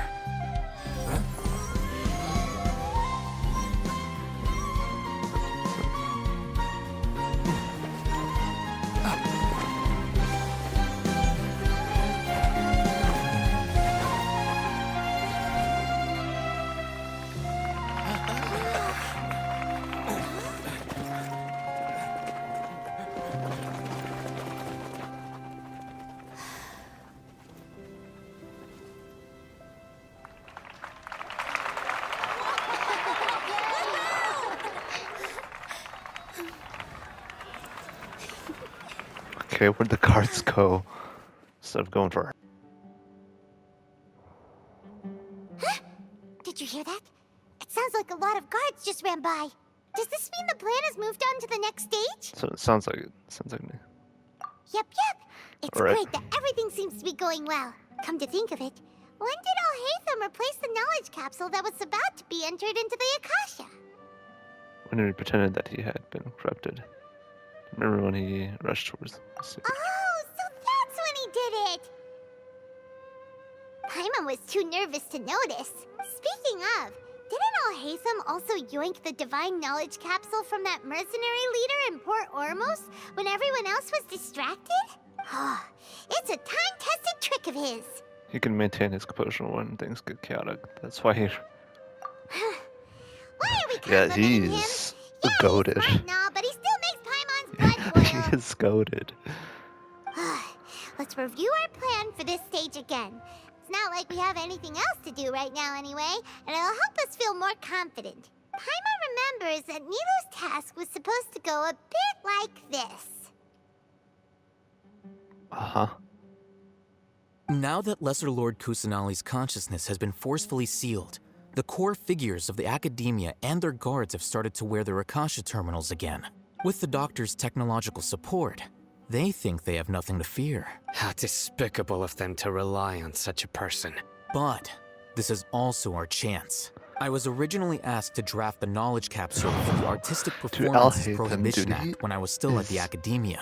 Oh, he's like so smart. It should be on the Grand Sage's desk right now, and will be entered into the Akasha during the next Nyargarbaha Day. Are they really going to stop all artistic performances? That's horrible! I'll make an identical knowledge capsule, but this time, I'll smuggle some misleading information into it. We only need to find an opportunity to switch the capsules. Once it's been entered into the Akasha on Nyargarbaha Day, if someone were to be seen performing in public, the sages would definitely use that opportunity to announce the ban. And so, the misleading information will be disseminated amongst the guards. Sure sounds complicated. But it seems like if everything goes well, we'll be able to get rid of all the guards in the Academia without any effort. That's pretty clever, getting right into their heads. I just have one question. Even if we manage to get the misleading info out to the guards, how can we be sure that they'll believe it? People who are used to relying on the Akasha become less inquisitive, and their ability to distinguish truth from misinformation is significantly reduced. They will view everything the Akasha releases to them as the unequivocal truth. The Akasha will turn humans into machines. I've seen it happen many times. Thanks. Good thing I didn't wear it for long when I was working in Sumeru City. At first, I thought it was a good thing too. By the way, this plan still requires a performer, right? Do you have someone in mind? Nilu of Zubair Theater. I know her really well. We can trust her. I'm kinda hesitant to ask her to participate in a dangerous plan like this, but we can ask her in person. All right. After the guards in the Academia are gone, then it'll be time for me and my stowaway brothers to shine. What the fuck? Here they come. Did you see that, Raman? They came out from the Academia in droves. After laying low in the city for so long, this is the moment we've been waiting for. My brothers have already sprung into action. We couldn't do anything to them inside their coop, but outside the Academia, this is our hunting ground. With a lioness like you, the prey sure won't be able to run far. We still need to eliminate the guards as soon as possible. If we give the sages enough time to realize what's happening, the plan's doomed. Yeah, all they've done is to sit on their cushy salaries and twiddle their thumbs all day while we fought and struggled every day in the desert. The only advantage they might have is their numbers. Speaking of which, most of the guards who report directly to the 6 sages belong to the Corps of 30, but they have a completely different reputation, following those blasted sages every whim, throwing away all the principles of being a mercenary. As someone in the same profession, I'm obligated to teach them a good lesson today. Indeed, the trap has been set. All we need to do is lead them there. All right, let's each take a road and herd those scattered guards back into one place. Make sure to attract their attention. Isak will be the key. You gave such an important task to that child. Will he be okay? It'll be fine. Isak was so determined to help, so let's put our faith in him. Besides, even if he's caught, Oh my the guards would be too scared to do everyone's anything to him. this. They've never seen Lesser Lord Kusanali in person, after all. You've got a point. Anyway, I think I see them coming. Let's head out. Good luck.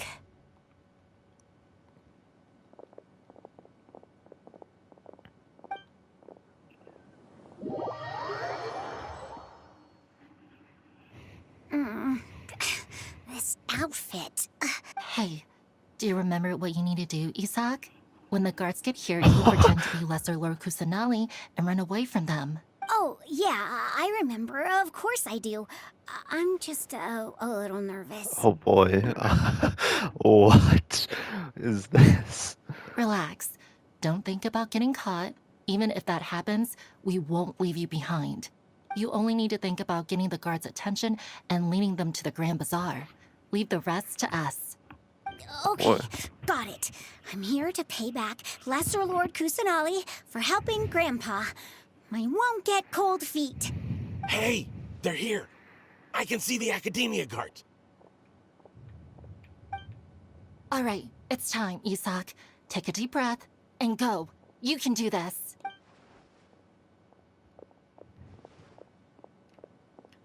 Wait, what? What? Why is there a guard over there? Did he already run ahead of me? This is different from our plan. But there's no time. I need to make a choice.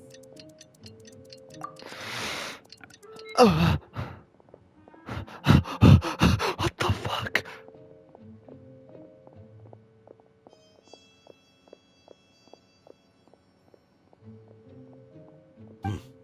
Let's have a look behind the house. What should I do next? Huh. Looks like nothing's here.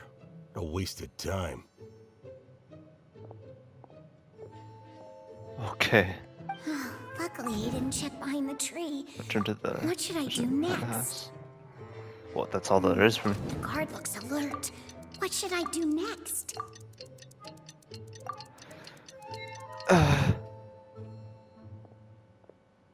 Doesn't seem like anything unusual's around here. Looks like the guard finally left. I need to go. What the fuck? What is this? Oh my god. Hey! Lesser Lord Kusanali is over there! Stop! What? Lesser Lord Kusanali? How did I not notice that? They found me. This is bad. Where should I go? This is... Towards the bazaar? The target suspected to be Lesser Lord Kusanali has escaped into the Grand Bazaar. Assemble and arrest her!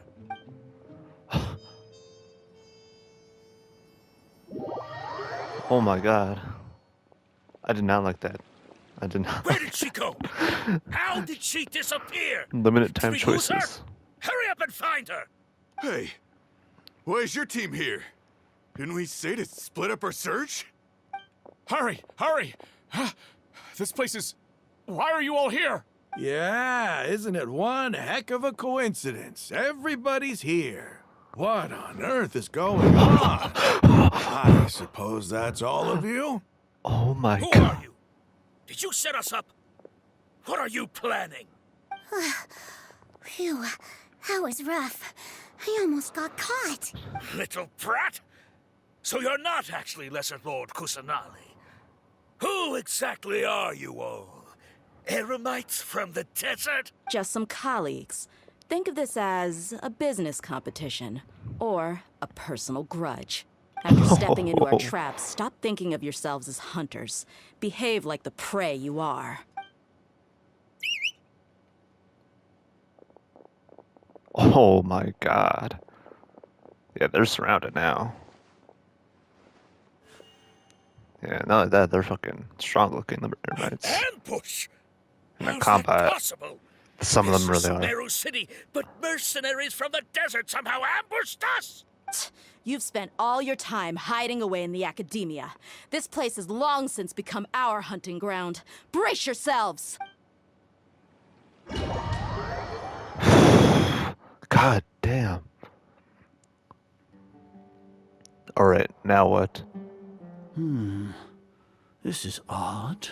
The Academia has quieted down after the conclusion of the Nyagarbha Day ceremonies, but it's much quieter than usual. Where are the guards? Why have I not seen a single one? Guards? Guards! Grand Sage, how may I be of assistance? I called for the guards. Why did you come? My apologies, Grand Sage. Right now, all Academia guards have entered the city to perform the ordered arrest. I thought you knew. Arrest? Who is there to arrest? I have an ominous feeling. Arrest Lesser Lord Kusanali, right? Is that not what the order was? Lesser Lord Kusanali? You mean she has disappeared? Yes. I wouldn't dare make up something like that. Right now, everyone is in a panic, and many are saying that Lesser Lord Kusanali will take revenge on us. What happened? Just what is going on? Lesser Lord Kusanali somehow escaped? Was it Alhaitham and his party that freed her? That's impossible. The Academia is heavily guarded today, and any order to release Lesser Lord Kusanali would be strictly confidential. Besides, Alhaitham and the Traveler are already in our hands. What manner of trickery did they employ? How could Lesser Lord Kusanali disappear into thin air? Disappear? Wait. How was the arrest order distributed to the guards? It was issued by the Akasha earlier today. Only you have the authority to send messages like that, so I thought it was your order. Let me check.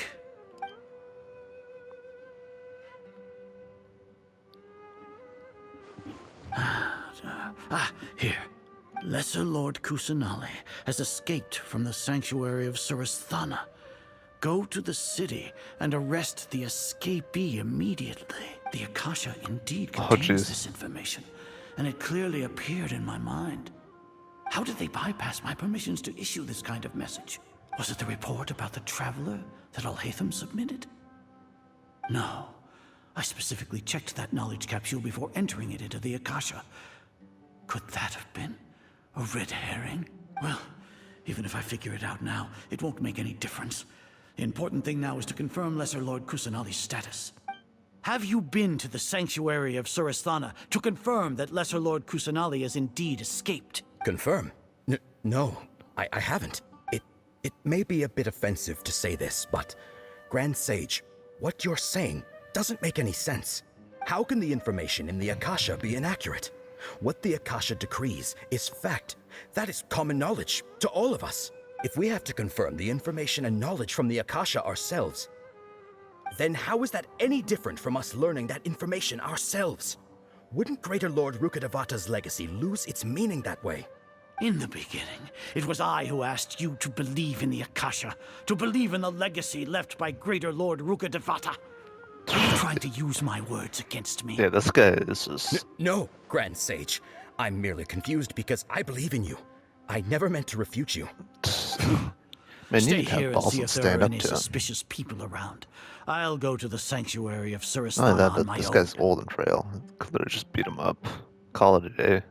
Yes, Grand Sage. Well, not only that, with him being old and kind of being like a leader of sorts, kind of reminds me of I guess a certain someone nowadays. That I'm not going to mention or talk about any further. Escaped from the Anyways, sanctuary of Surasthana. Go to the city and arrest the escapee immediately. How can that be? Stop thinking about it. Stop. It must be a trick of theirs. As long as I personally confirm it. Ah! Impossible. That's impossible. There must be something wrong with my eyes.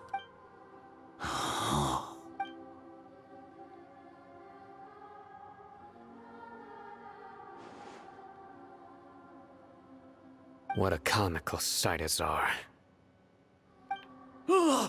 Once the Akasha has put certain thoughts into your head, even the Grand Sage can no longer see what's right in front of him. You all can only see the world in your mind, the one you think you know. And precisely because of this, you disregarded Lesser Lord Kusanali's existence. She has been a wise and worthy Archon. Sino. Have you been waiting for a chance like this? The Akasha predicted that you would return to the Academia to confront me.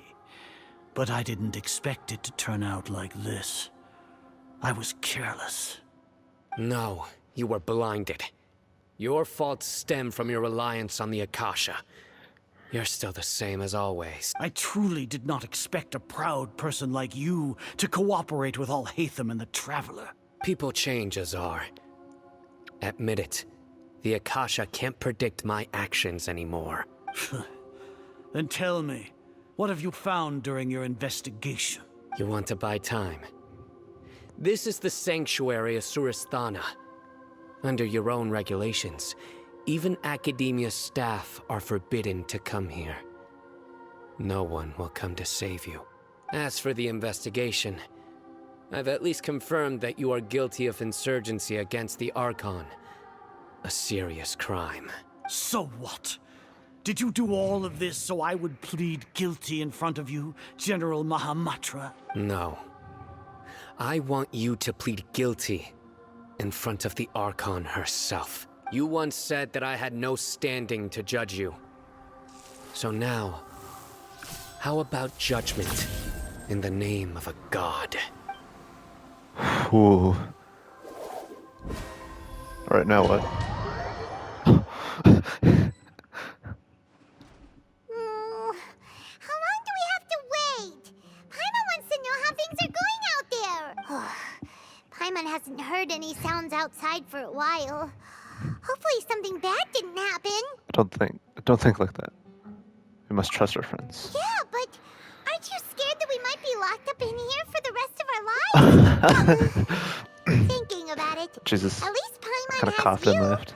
We could still chat like this. When Paimon thinks of Nahida being imprisoned alone in the sanctuary of Surasthana, Paimon can't help but feel sorry for her.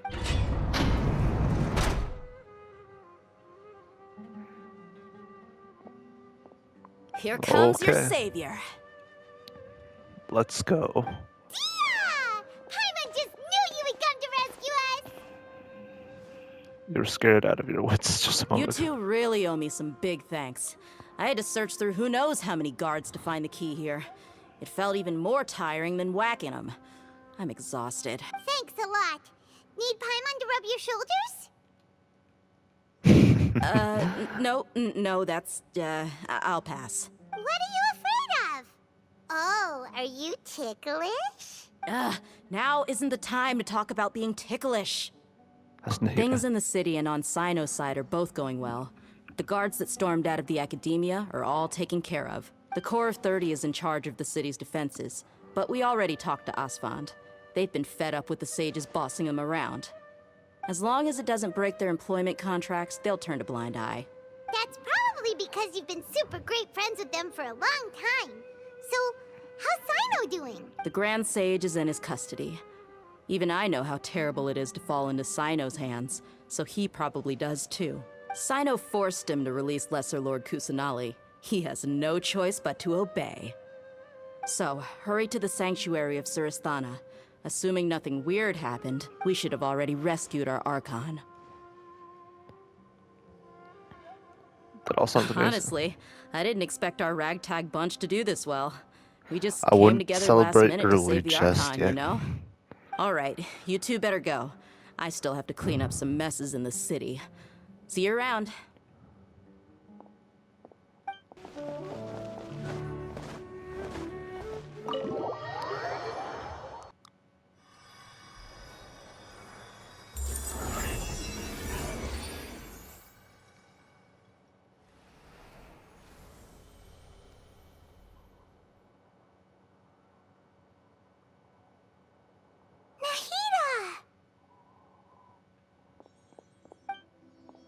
Should I say it's nice to meet you? This is the first time we've met in real life. Before, we've only met in dreams, consciousness, or when I was in someone else's body. We finally meet Nahida. Thank you so much for coming to rescue me. But I also need to apologize. During this time, I did some self-reflection. My sense of inferiority and yielding to the academia led to all of this, and created so much trouble for you all. Don't worry about it. You've also helped us a lot. You deserve to be free. Exactly! We're here because you're a good Archon and one of our friends! Thanks, you two. Amazing. So this is how it feels to walk out of that cage with my own body. It's like I just had an endlessly long dream. I can't even tell if I just woke up or was only now born into this world. My concept of self has become so clear. But now doesn't seem to be the time to indulge in this feeling. The Academia's God creation plan. This is really embarrassing. You all just rescued an Archon, and now she needs your help to save her country, and even the entire world. It's okay. With you here, Paimon's sure that everything will work out. There's one more thing. What is it? For all the things the Academia did to me, and for all the folly it committed in the name of wisdom, as their Archon, I will make them pay. Ah! Wow! That's the spirit! You're finally standing up for yourself and not letting people walk all over you! I understand now. To be a better Archon, I first need to better myself. If you haven't even figured out how to be a caterpillar, how can you be a butterfly? This is knowledge that only you yourself could have discovered. Yes, true. That reminds me. I wonder how far along the Academia is with their God creation plan. We need to hurry and prevent the birth of that false god. I need to make some preparations. Since I'm now free, I can establish a direct link to the Akasha and control it. First things first, I need to remove the restrictions that the doctor put on me in the Akasha. After that, I'll make some adjustments and revoke the sage's permissions. The Akasha will then be like how it originally was, only operable by the Archon. After all, the Academia betrayed Greater Lord Rukkhadevata's trust. This might take some time. In the meantime, you should also work on your own preparations. If we don't stop the God creation plan in time, we'll be in for a tough fight. Okay. How's it going, Nahida? I'm done with the parts that needed my involvement to complete. Although it's my first time working with the Akasha like this, its internal structure and operation procedures are easy for me to understand. Greater Lord Rukkhadevata's design is truly brilliant. Oh, also, this is for you. What is that? Huh? What's this little floaty thingy? It's a small device I put together just now. You can think of it as an upgraded Akasha terminal. You may not need it right now, but it should be helpful in certain situations. Wait! This thing has the same characteristics as Paimon! We're both small things that float! All the things that make Paimon special got copied! When Paimon appears with the Traveler from now on, people won't remember Paimon because she isn't unique anymore! It looks completely different from you. It's alright, Paimon. It can't replace you. It's only a flying device. But you're the Traveler's irreplaceable friend. You're so good at comforting people, Nahida. If only the Traveler was as smart as you.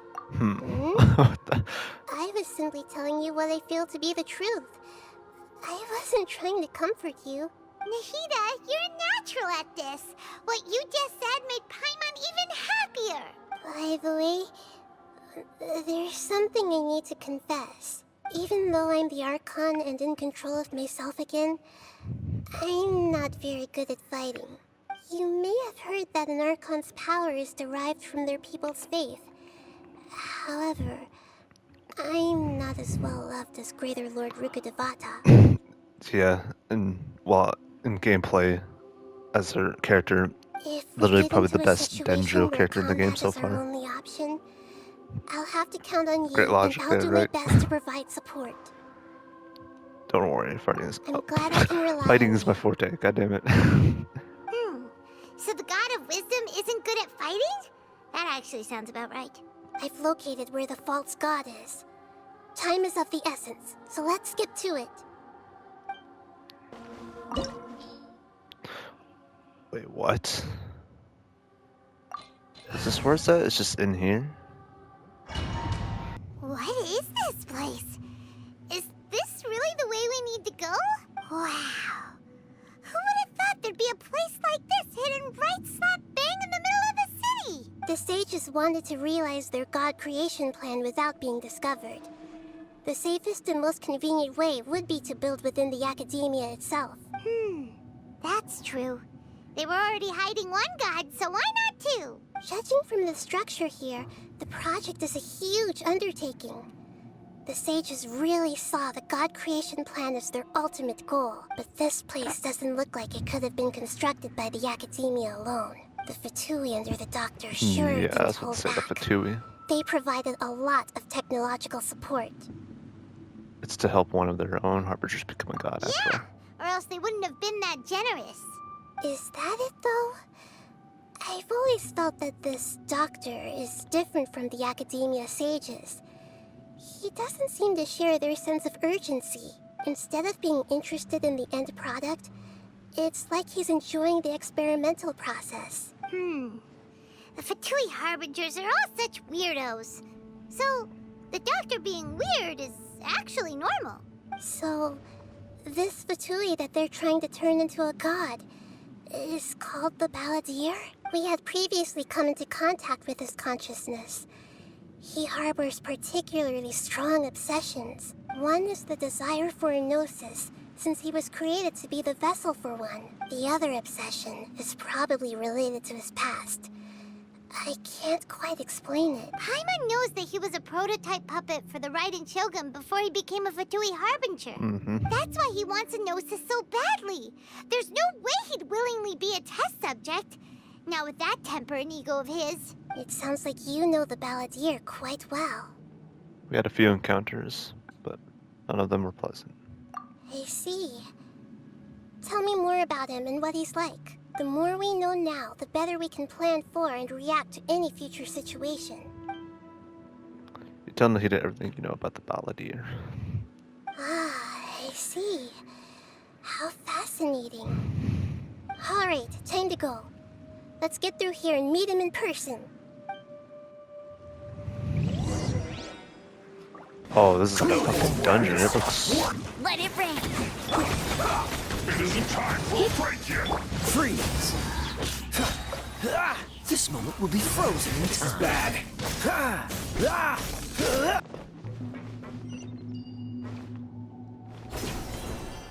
Dude, look at this place. What the fuck? It's like I'm almost actually going through like a dungeon in this Looks other like game we or can something. climb up these pipes.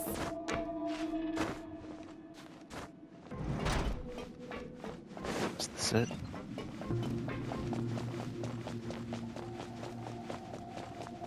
Dude. The pattern on the ground seems all messed up. Let's go around and see if there's a way to fix it. Dude, what is this? What?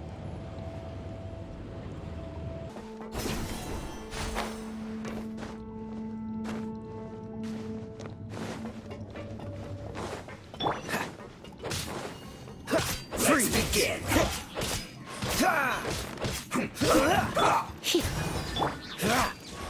Oh, so sorry. This isn't good.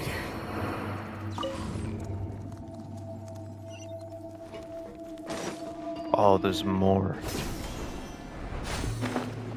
You'll get frostbite.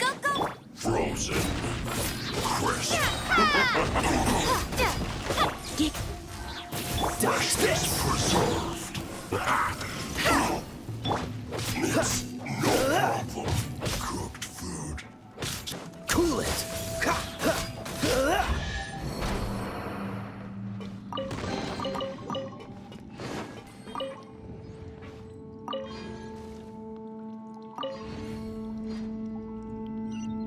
Okay. The cart is stuck. Maybe there's something wrong with the tracks. Let's try adjusting the direction of the device to clear the tracks.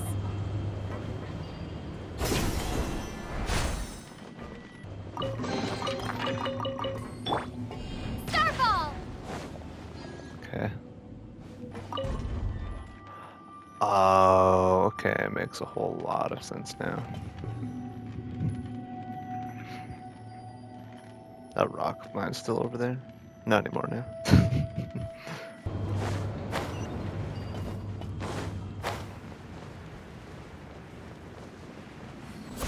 I'll put you on. Have a load of this. Oh, over there she goes. Cannot perform during combat. Okay, well, there. Okay. And there we go. Get there.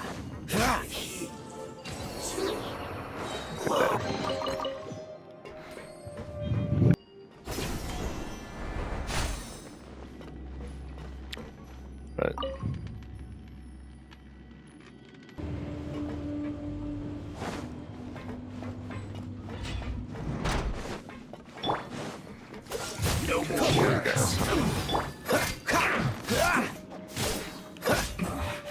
This isn't good. Come at me. You? Should have been frostbite. Kill Joy. We've only just begun. Well, just calculate. Too late.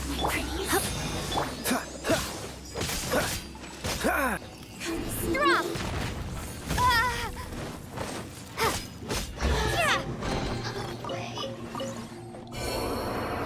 Okay, there. Finally. Jesus. Just let it end, please. Alright, this should be the last thing. Right? No? It's not it? Oh, I see where I'm going wrong. There.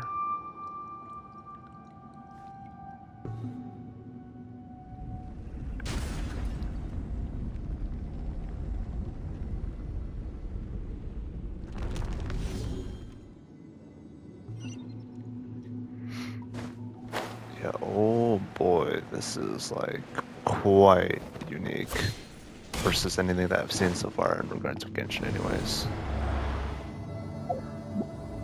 This is something to behold.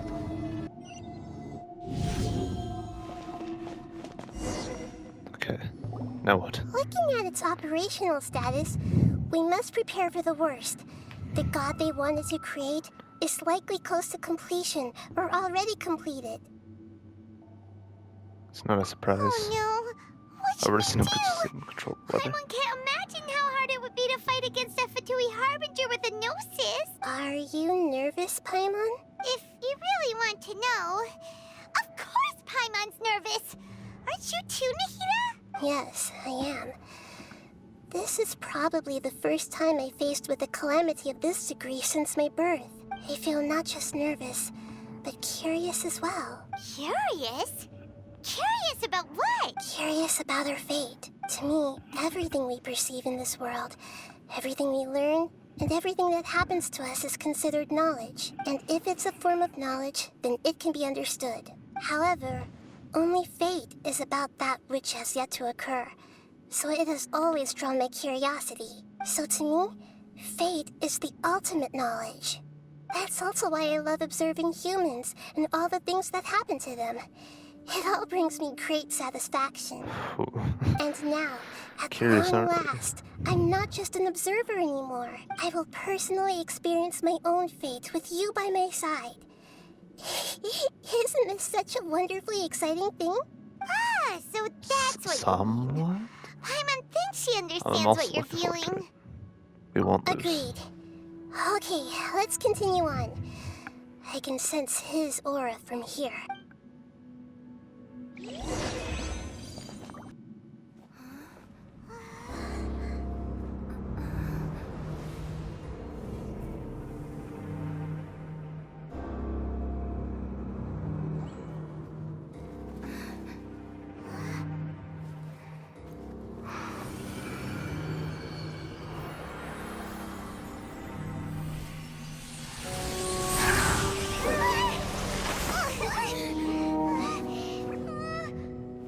Who would have thought the world would be so eager for my birth?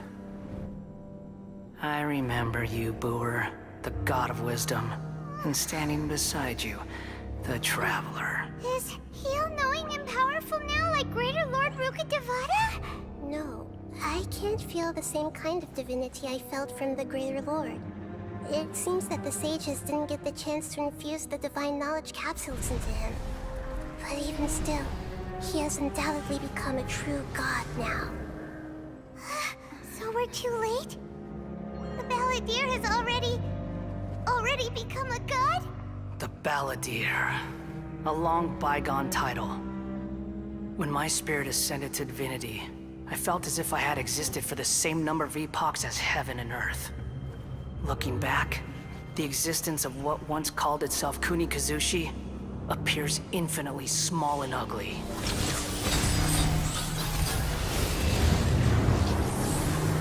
Cool. Sako no Kami, the prodigal everlasting lord. This imposing aura. It really feels like a god's. A body that capitalizes on the Balladeer's original construction as a mechanical puppet, with the Gnosis serving as a constant power supply. How much effort and resources did the sages put into this? From a purely technological perspective, it's a commendable achievement indeed. It's no exaggeration to say, this is the culmination of human wisdom. You sure are something. Dishing out compliments at a time like this? But I don't think he's reached the spiritual height of a god. It's still the same old Balladeer on the inside. Strife is engraved upon every god and every gnosis brought forth into this world. Can you feel it? The exhilaration of such power, and the thrill of anticipation for our contention. I wouldn't feel the same things as you! Do you not realize that you are interrupting a conversation between gods? Lowly creature, know your place! Still the same Balladeer, we know. The strife engraved upon a gnosis. You're talking about the Archon War. Tevat's current peace was not easily won. I didn't personally participate in the Archon War, but the way I see it, all those losses were meaningless, driven by the demands of the laws. There's no point in bringing it up again. Is that so? Yet I am deeply disappointed that I was never allowed the fortuity to personally participate in the Archon War. This is a first. Encountering a god in this world who does not crave power. No wonder your own people have abandoned you, God of Wisdom. But from now on, Nihida's followers will only continue to increase in number. Your judgment is as your existence. Unsubstantial. This is where everything ends, Booer. The God of Wisdom. You should know that wisdom cannot solve every problem. Like now, where your only option is to face me in combat. Come! Let us reenact a scene of the Archon War. Come and inaugurate my birth as a god. Okay then. Sure! What's the hurry? Okay. Dodge this! Okay, so I can hit him, but... Feeble human!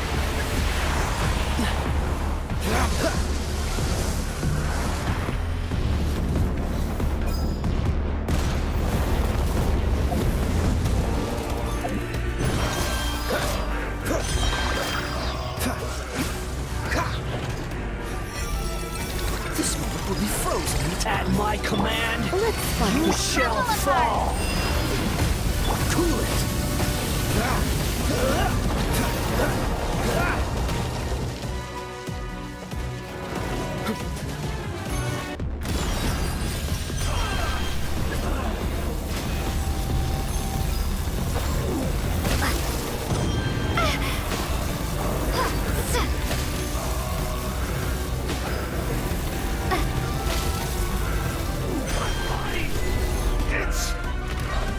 Oh, okay. Makes sense now, okay. I think I understand how this works.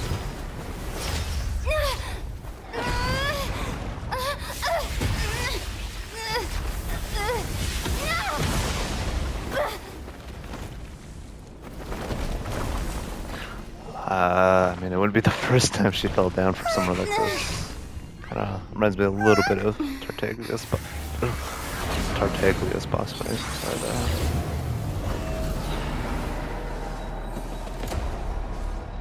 oh, he's got legs.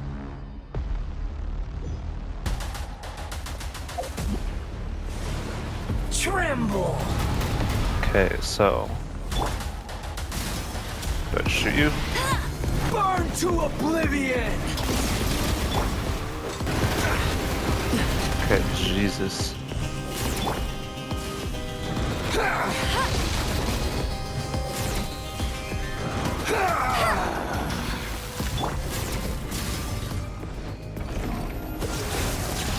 Kneel!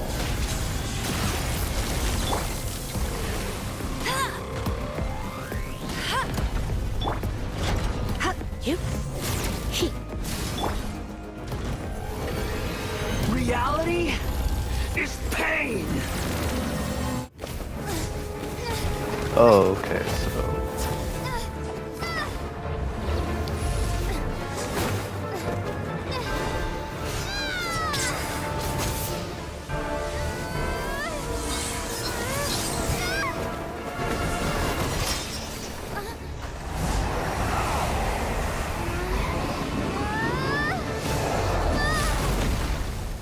Oh, jeez.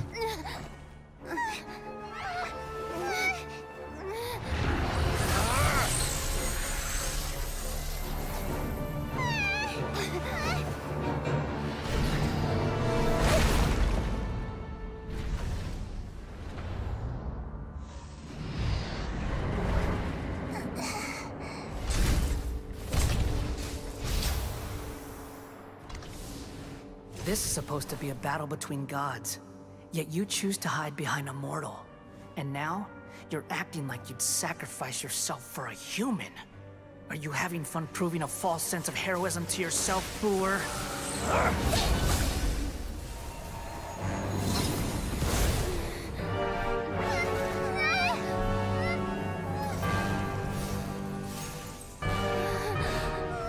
The data collection is almost complete.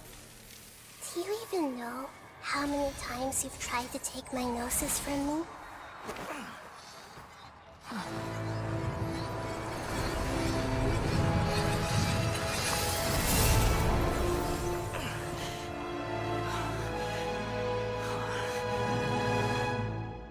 We just concluded the 168th loop.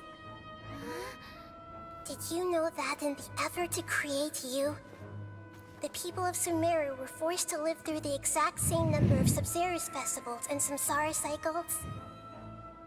The power of dreams. When did you use it on me?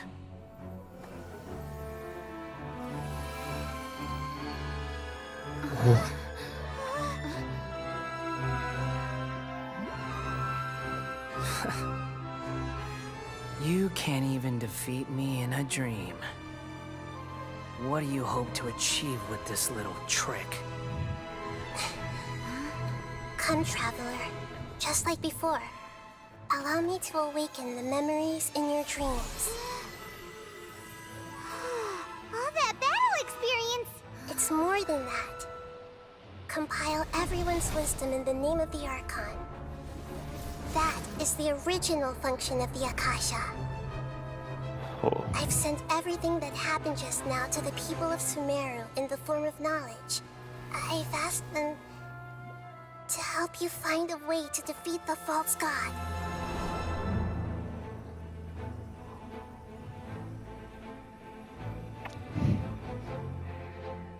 What?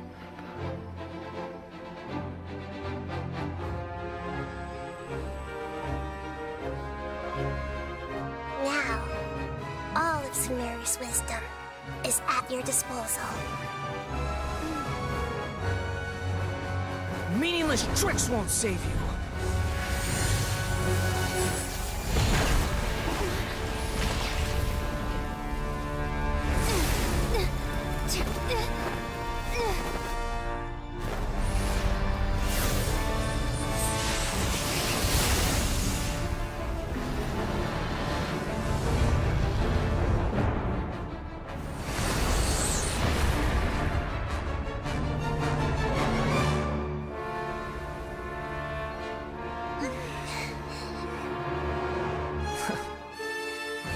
Are you done with your tricks?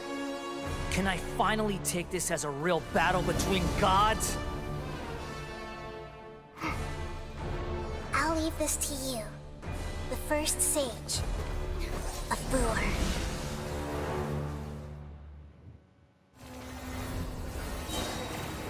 1,000 eons, mine to dominate. Bet you can't keep up with me.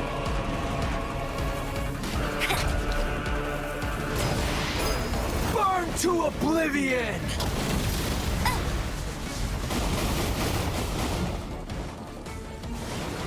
Tremble!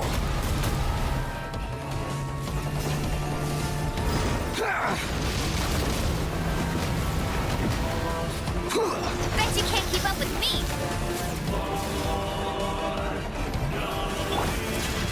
Kneel!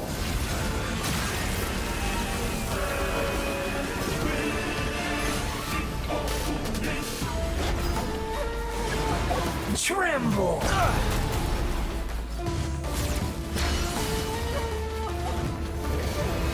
Reality is pain!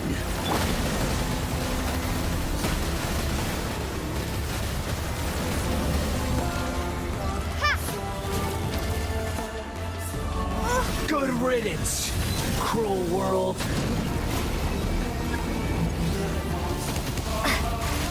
Starfall! Crumble apart!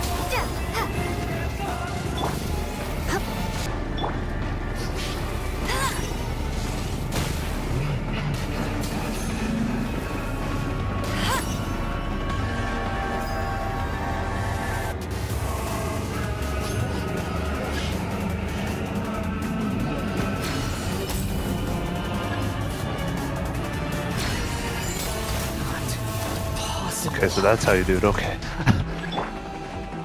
Dude, this is crazy. Okay, so now we come in and do the image. Oh, so sorry. No escape! Shame! Alright, go Nahida. Temple of Wisdom! Cool it!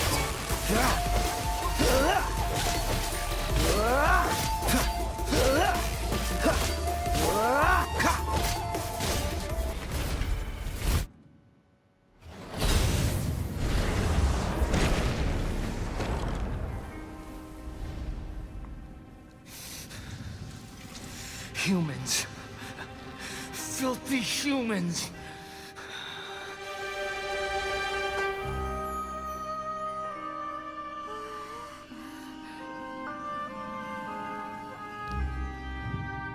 Damn.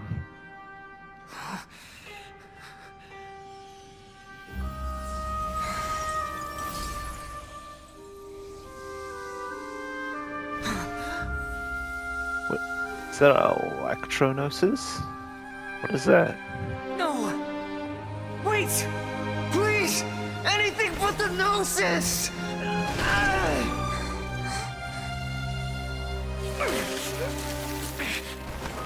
That's mine! Don't even try! I'll never go back!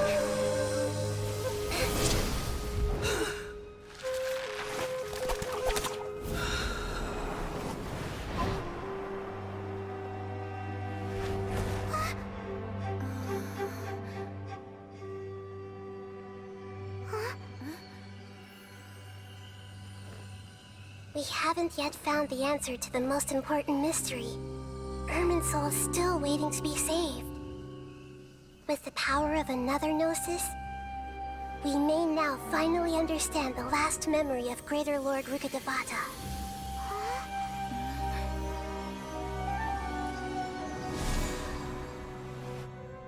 This is... That's right. This is the last memory of my predecessor.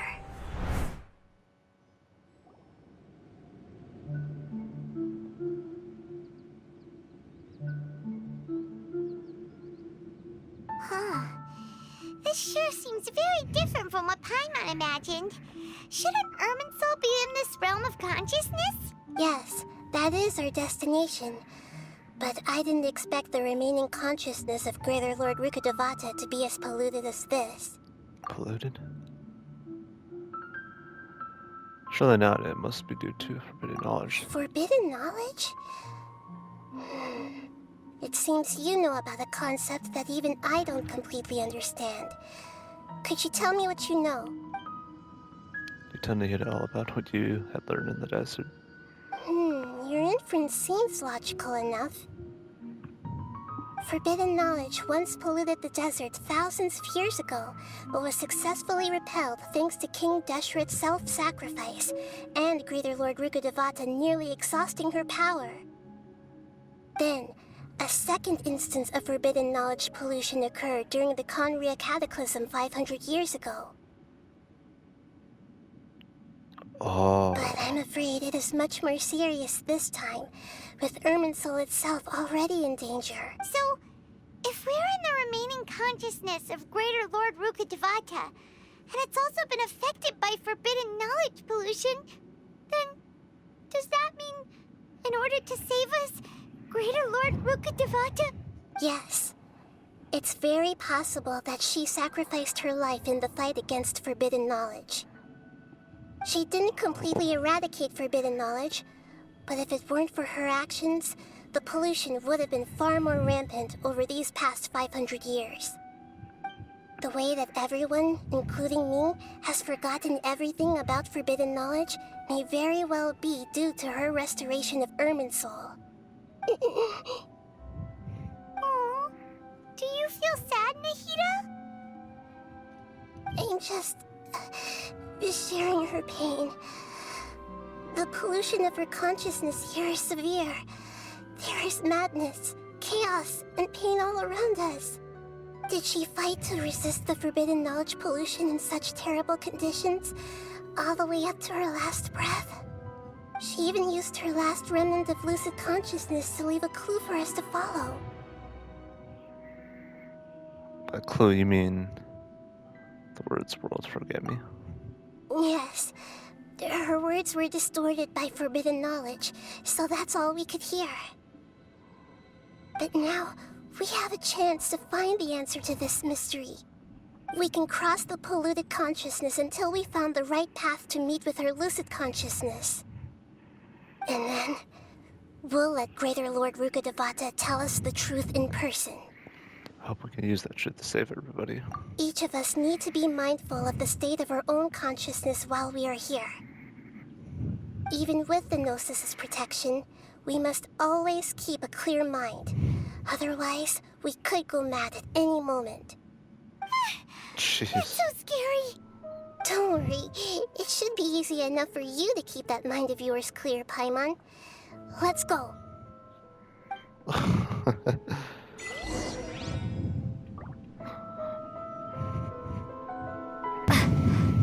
Man, what is this? Are we in the air? And why is there a huge boat? That's the boat of consciousness, which symbolizes reason here. Its course is the direction our consciousness is traveling towards. If we lose control over our consciousness, we will fall into madness. So let's make sure the boat stays on course. Wow. What are these? The monsters seem to have been affected by them.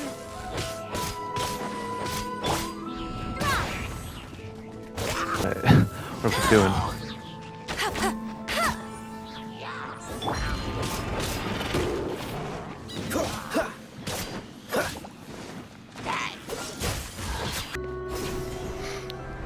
This is so weird. Catch the wind. Cool it. This moment will be frozen in time. Crumble apart.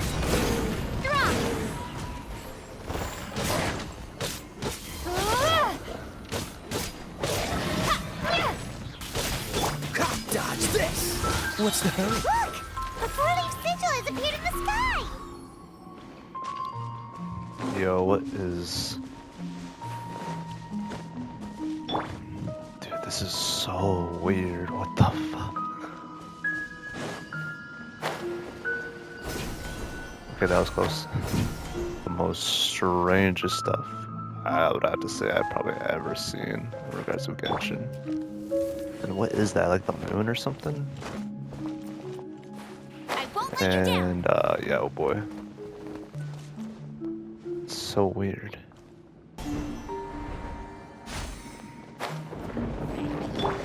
Freeze!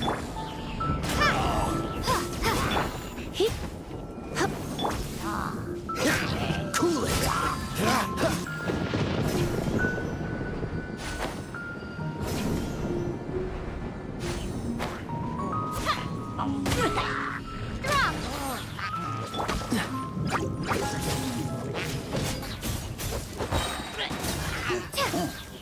Crumble apart!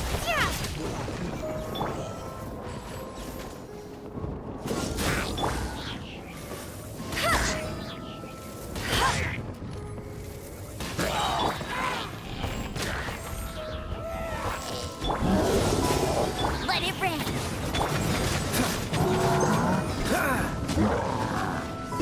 This moment will be frozen in time.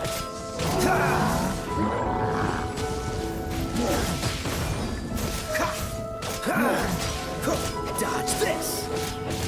Oh, so sorry. To control the boat of consciousness, we need to find the helm first. Right, here we are.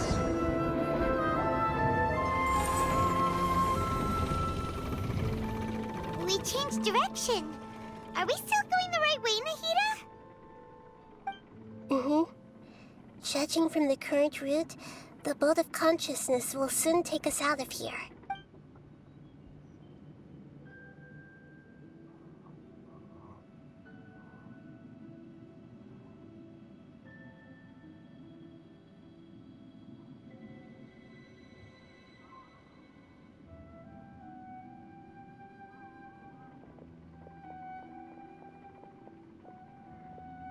We'll be arriving at our destination soon.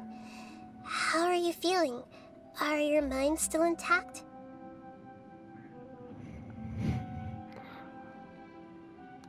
I seem to be okay now. But everything's been complete. Hopefully there won't be any more Wait, interruptions. Hold This time, Anyway, we I'm should held be down able on the to X meet button. Greater Lord Rukkhadevata. Are you saying you've never met Greater Lord Rukkhadevata before? No. It seems that my birth and her death took place at the same time. Otherwise, I think she would have given me a little more guidance, and I could have done a better job. Hey, you've done a great job, Nahida.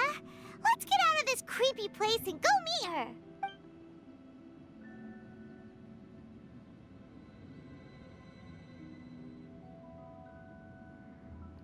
What the?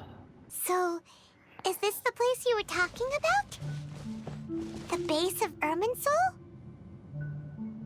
Yeah, this is exactly what it was like. Like, at the beginning of the Archon quest for Sumeru. Act 1 that is, and right into this.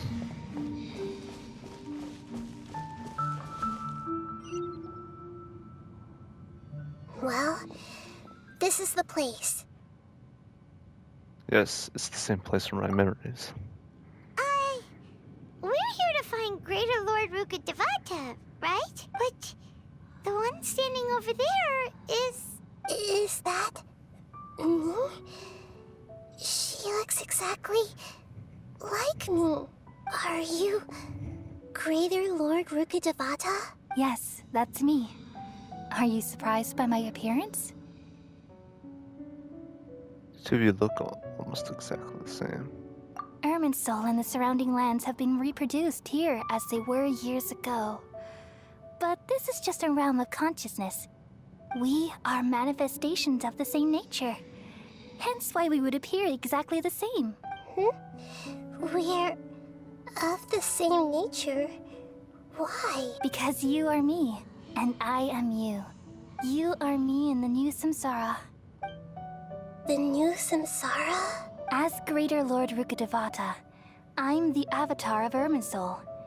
And you are the purest branch snapped from Irminsul. Imagine it this way. Even if a tree dies, its branches will eventually take root and grow. continuing the tree's life in another form. I'm merely the remaining consciousness of Greater Lord Rukkhadevata. The real me has presumably died a long time ago. Judging from your appearance, I've probably been dead for 500 years. But you're finally here. My new self in the samsara. So this is the connection between you two. Greater Lord If Rukkhadevata. this is true, then am I going to be a great Archon like you someday? Though we share the same nature, our fates are bound to be different. All things have their own fate. When a branch grows into a mature tree, it won't be the same as the original tree. That's why fate is the ultimate knowledge, isn't it? That's a great insight. Yes, very good. It's also precisely why you won't become like me. Really? But perhaps you may become an even greater Archon than I.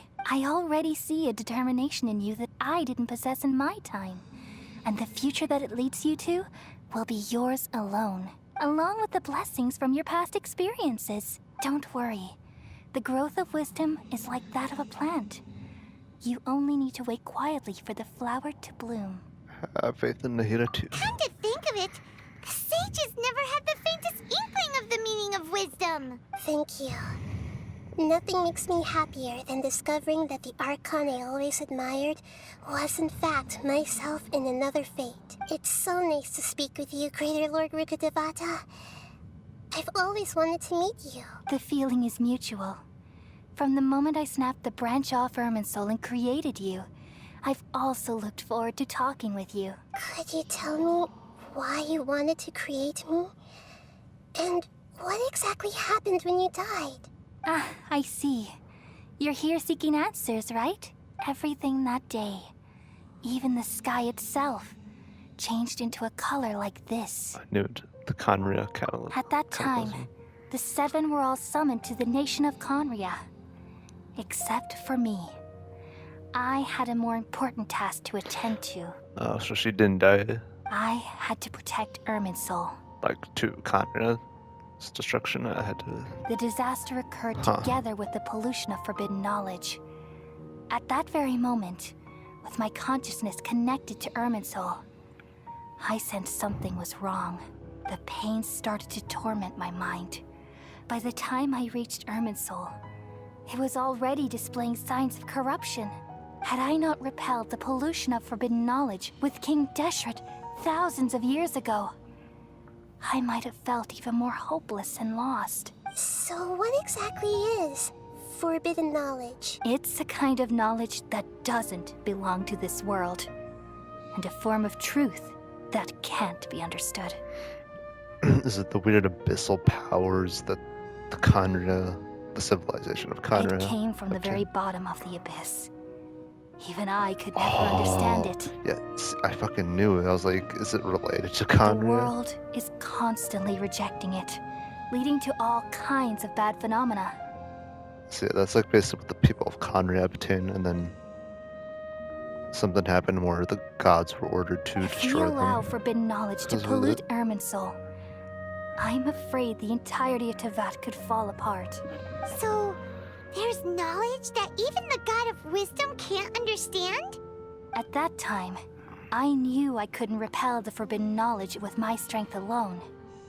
Which is why I created a device that compiled human wisdom and named it the Akasha. It's truly the world's most amazing invention. Thank you. For a long time, I thought dreams were the fruit of human wisdom. Though it was selfish to do so, I borrowed people's dreams using the Akasha. Then I compiled their wisdom and all of my own power. Well, did it work? Thanks to the wisdom of the people of Sumeru, almost all the forbidden knowledge was cleared from Irminsul. But things didn't go as smoothly as I thought. I had a terrible headache, which gave me an uneasy feeling. And then I remembered that my consciousness was also connected with Irminsul. It brought me knowledge and wisdom, but vile corruption as well. From the very beginning, My existence had been polluted by the forbidden knowledge. Oh no. How could that happen? I've experienced that pain in your consciousness. It must have been a horrible experience. Yes, but my feelings weren't important. The important thing was that even if I died, my existence and everything related to me would continue to exist in Irminsul as memories and knowledge, meaning that the forbidden knowledge couldn't ever be permanently eradicated. And there's no way for me to eliminate myself. It would be a sort of paradox. So, I took the purest branch of Irminsul as my incarnation in the next samsara, and left a trail of clues, all in hopes that you would come here and remove me and my pollution from Irminsul forever. What? Wait, no, I can't. So you realize what that implies? You are very smart indeed. Irminsul has all the knowledge and memories of this world. And as you've realized just now, removing me from Irminsul means I essentially will never have existed in this world. But this is the only way to save Irminsul. People love you so much, and they've missed you so much over the past 500 years. I am exactly the same. So how can we just forget you like this? Is there really no other way? There must be something else I can do. You're the god of wisdom, Boer. You should know that there is no other way. So I'm guessing that's her, like, Nishida's real name, Boer. But this is so cruel. I don't want to forget you. No need to feel so sad, Boer. As someone who delights in wisdom, you should feel joy at finally finding the answer. These are the words in their entirety. The answer you've been seeking all along. Let the world completely forget me. We all nestle under the great tree of wisdom, peering out to perceive the world. From the earth and from the rain, we perceive its wonders, until we become a white bird to perch atop a branch, and finally snap off the most important leaf. Once upon a time, I alone dreamed in this world. In my dreams, everybody would also dream after they fell asleep. Wild and wonderful thoughts would emerge from their minds. Some tumbled to the ground, and others floated to the sky, connecting all things in the world into one dazzling net. Among a plethora of worlds were numerous smaller worlds, all of fate, finding within the tapestry their brilliant glow. I gradually understood that these indescribable and constantly changing things are the most profound things in the world. Only they can completely repel the madness.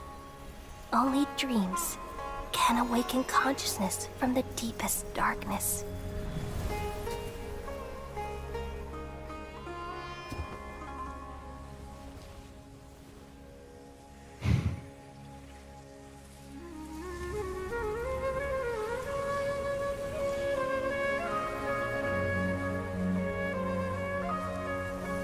I'm the one who posed this question, yet also the one who sought a solution. Saving the world with the dreams of the people used to be my answer. And now, you've also found your own answer, and I shall return all the dreams to the people.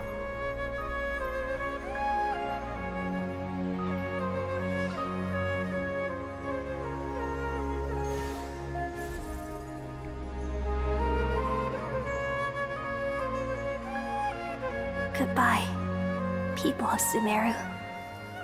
May you be blessed tonight with the sweetest of dreams.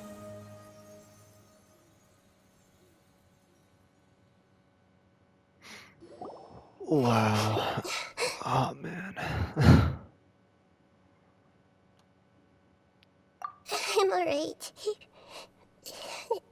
I'm just a little confused. We've just saved the world, right? So why am I crying? I don't know where this feeling inside of me is coming from, but I feel very sad. Just now, we used the power of two gnosis to successfully connect with the Irminsul consciousness from 500 years ago.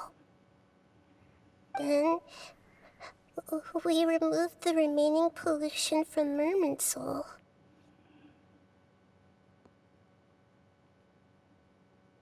She's forgotten her. Did I manage to remember her because I'm not from this world? Yeah, what's wrong? Weren't you there just now? Paimon doesn't seem to remember either. Has everybody really forgotten Greater Lord Rukkhadevata? Should I tell them the truth? What the? What's that sound? I feel super sleepy. Oh boy. What's happening?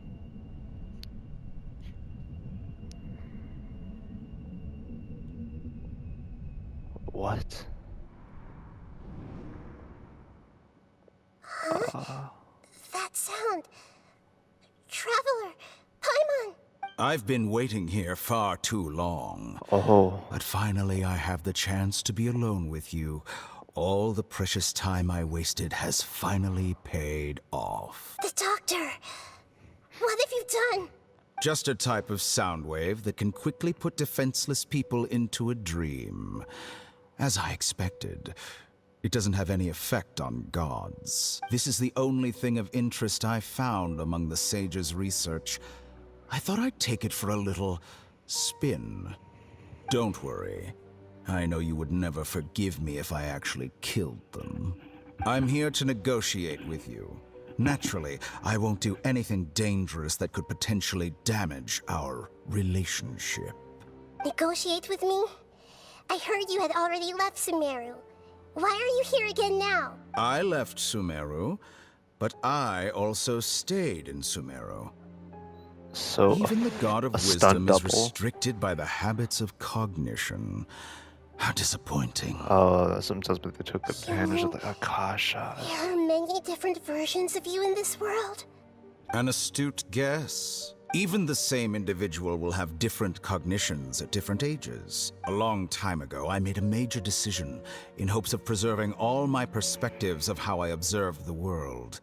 Observation is the first step of any experiment, but observing the current world doesn't satisfy me. It lacks an important dimension. Something tells me that of time. He wants her gnosis. So I saved segments of all my ages and made them into independent individuals. That's all there is to it. Indulge me. How does the God of Wisdom find my method of seeking knowledge? It's an insult to the very concept of life. Life inherently has many rules and restrictions, each with its own significance and reason to exist. They can't be broken on a whim. Good. Amazing, even. Indeed, it's difficult for humans to make peace with themselves, not to mention oneself from a different period. Since you're in the academia, why wait until now to show up? You could very well have stopped us and helped that fake god. Simple. Let me ask you this. Would any staff member ever help the subject in the middle of an experiment? It was my experiment. So why should I interfere with the results? The academia saw the plan to create a god as their ultimate goal, yet you only saw it as an ordinary experiment. You really are crazy. If the experiment succeeded, you would have had a new god on your hands. How would you have faced your own god then? Would you still take the same stance? Would you still hold the same view of yourself? Oh, I'm first and foremost a scholar. These results should be left to the judgment of the hypothetical me confronted with that outcome. But you're right. And that's exactly why I'm disappointed with the conclusion of this experiment. All right, that's enough conversation for today. The experiment is over, and it's time to tidy up the equipment and reclaim any useful materials. For example, the Gnosis. Lesser Lord Kusanali, you're an intelligent Archon. I'm sure you understand the disparity in our combat abilities at this time. Besides, you have no way to use that Electro-Gnosis in battle. Didn't you say you were here to negotiate with me? Somehow, it's starting to seem like you intend to take it by force now. I'm merely stating a fact. After all, I'm also a scholar. Naturally, I hope to show proper respect and dignity to the God of Wisdom. Your hypocrisy is built on absolute confidence. I understand your scheme, but... what if I were to destroy the Gnosis now and awaken the heavenly principles? Awaken the heavenly principles? Do you think that's really possible? The heavenly principles have been silent for many years, but the Gnosis are symbols of their control over Tevat and all the laws. Will the destruction of a Gnosis attract the attention of the heavenly principles? And if so, how do the Fatui plan to deal with the consequences? Do you dare to gamble such a possibility with me? Gamble? How surprising. I thought you would show evidence or use rigorous reasoning to prove your point. The word gamble is the last thing I expected to hear from the God of Wisdom. But this is a clever move. You must have seen through me when I first captured your consciousness. As a scholar, I respect all possibilities. This has always been my principle and is an essential trait as an experimenter. Indeed, I can't ignore this possibility. So tell me then, what are your conditions? This foreign Gnosis will only lead to disaster if it stays in Sumeru. But this Electro-Gnosis is the prize I obtained after defeating one of your fellow Harbingers. Now, as the one who initiated this cascade of events, shouldn't you pay the corresponding price? Price? Interesting. What price would you have me pay? How about erasing all your other segments? So this is how you wish to restrict me, the most threatening opponent of the Nation of Wisdom.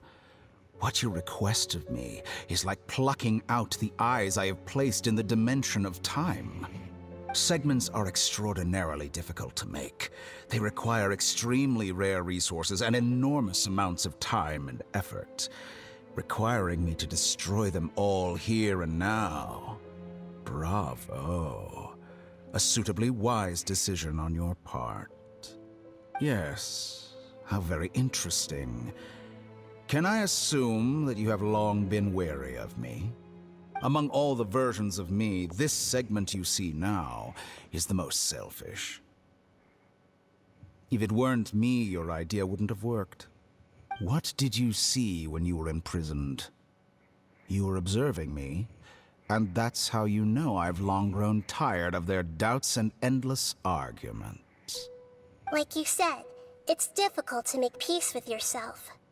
Being as smart as you are, have you managed to do that? I see. If you think all those versions of me are worth a gnosis, then deal. You sure didn't hesitate much. Is the relationship between all the versions of you really that bad? I don't think there's any need to dwell on that. The surplus versions of me can be exchanged for a gnosis. Do you think anyone can offer themselves at a higher price? Besides, with my abilities, it's only a matter of time until I find better perspectives. Perhaps it's best to say, you're just temporarily ahead. But what I'd like to know is, how can you be sure that I've really erased them? I can see your remaining honesty. Oh boy.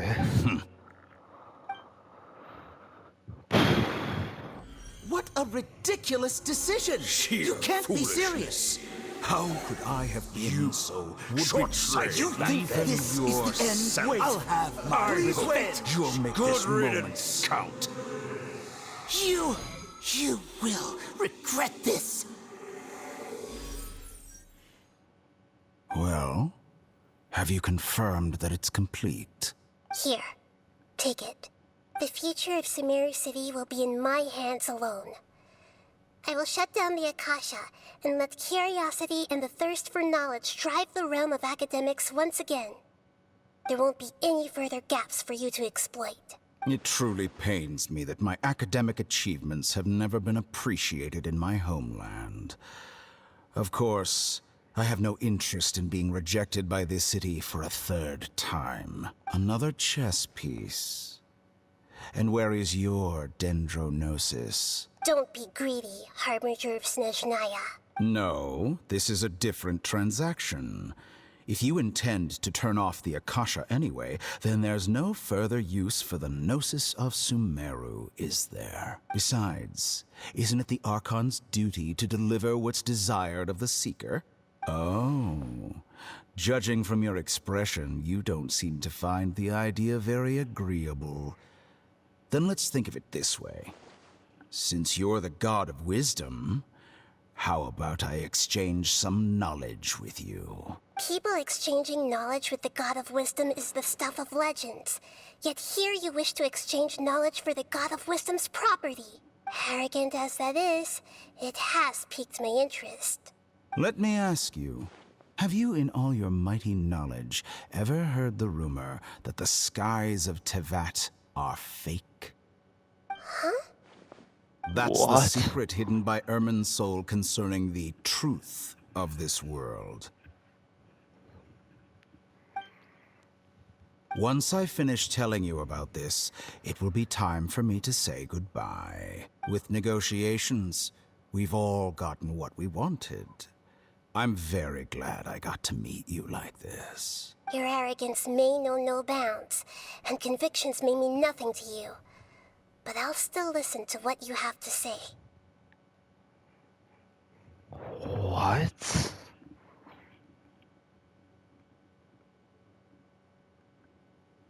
Secrets and dark truths flow to the mind of the wise, then everything falls silent.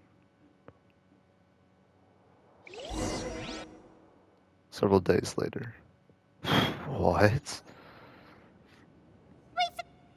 Together! Okay. Wake her up. Are you awake? Kali says it's time for breakfast. Come on, get up! Morning, Good Papa. morning! How are you feeling today? Pretty good. Good to hear. It looks like we've recovered pretty well.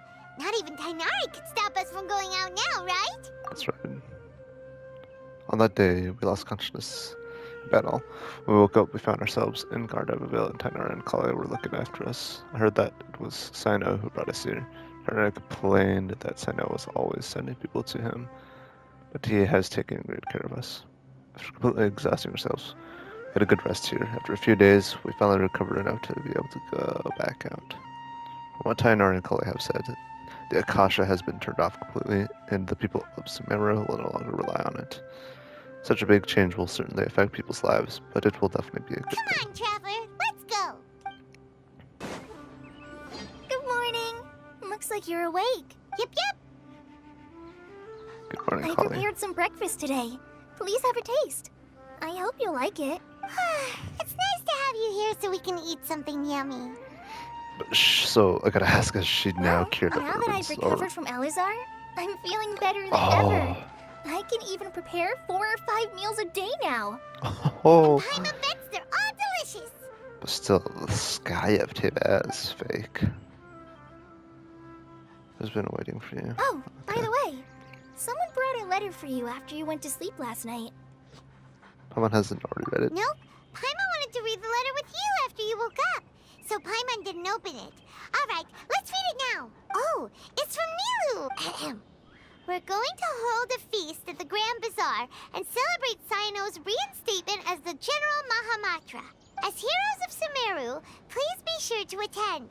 I'll wait for you. The date of the banquet is written on the back. It's in 2 days. Oh, I've also heard that you've become heroes here as well. That's amazing. It's really not that amazing. We're just doing our part. Sometimes I'm really envious of strong and confident people like you. Amazing too, Kale. Oh, you're embarrassing me. Anyway, let's go to the Grand Bazaar to have a look. Oh, before you leave, be sure to inform Master Tainari. Everything has been getting better lately, and my mood has been improving as well. You can come find me anytime if you need anything. Thanks for the actress. You're welcome. I was just doing my duty. Remember to talk to Master Tainari before you leave.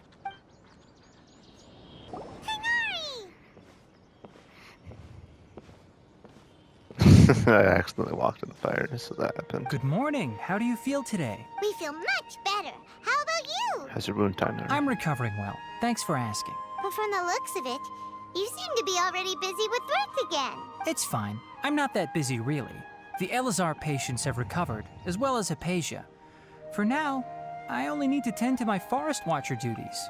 It seems once Irminsul started getting better, everything else started to recover too. Yes, but there are still some residual effects. The withering is one example. Though it won't spread anymore, the existing zones won't just disappear.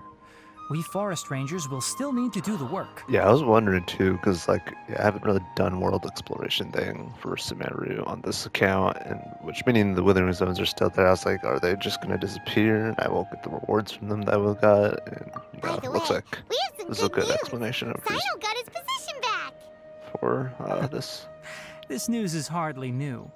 He had already mentioned it to me before. Huh? You mean he was already here? Why didn't he come to say hi to us? He visited once, but he was afraid of disturbing you while you were resting.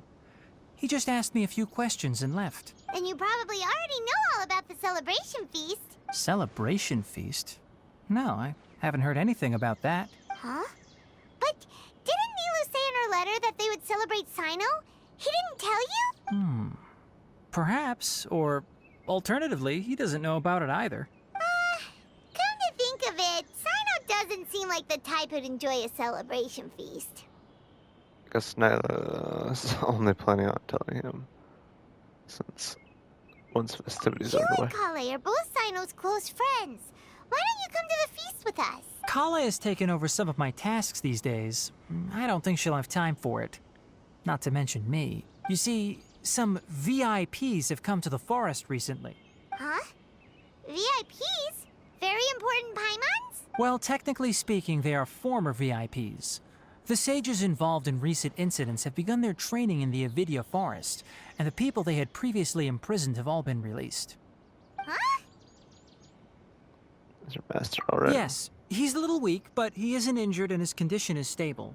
Lesser Lord Kusanali, in her boundless mercy, has decided to spare Azar and the other wrongdoers. Supposedly, they were ashamed of their shallow ideologies and have decided to dedicate the rest of their lives to cultivating wisdom in the Avidia forest. When they learned that Lesser Lord Kusanali had defeated the Balladeer and saved Irminsul, they were shocked at first, but also became happy, feeling that the sacred light guiding them on the path of discovering wisdom had begun to shine once again. As a result, work has increased for the forest rangers. That sounds really exhausting. There's nothing we can do, really. But that's another topic. Back to the matter at hand. Are you two planning to head out? Ah, right! We're here to request permission to head out. Would that be okay? You've recovered well. You may go, but be careful. Yay! Will do! Wowie. Is there anything else you'd like to ask about? Ah, yes. Thanks for remembering her. She continued her training in the forest after she recovered.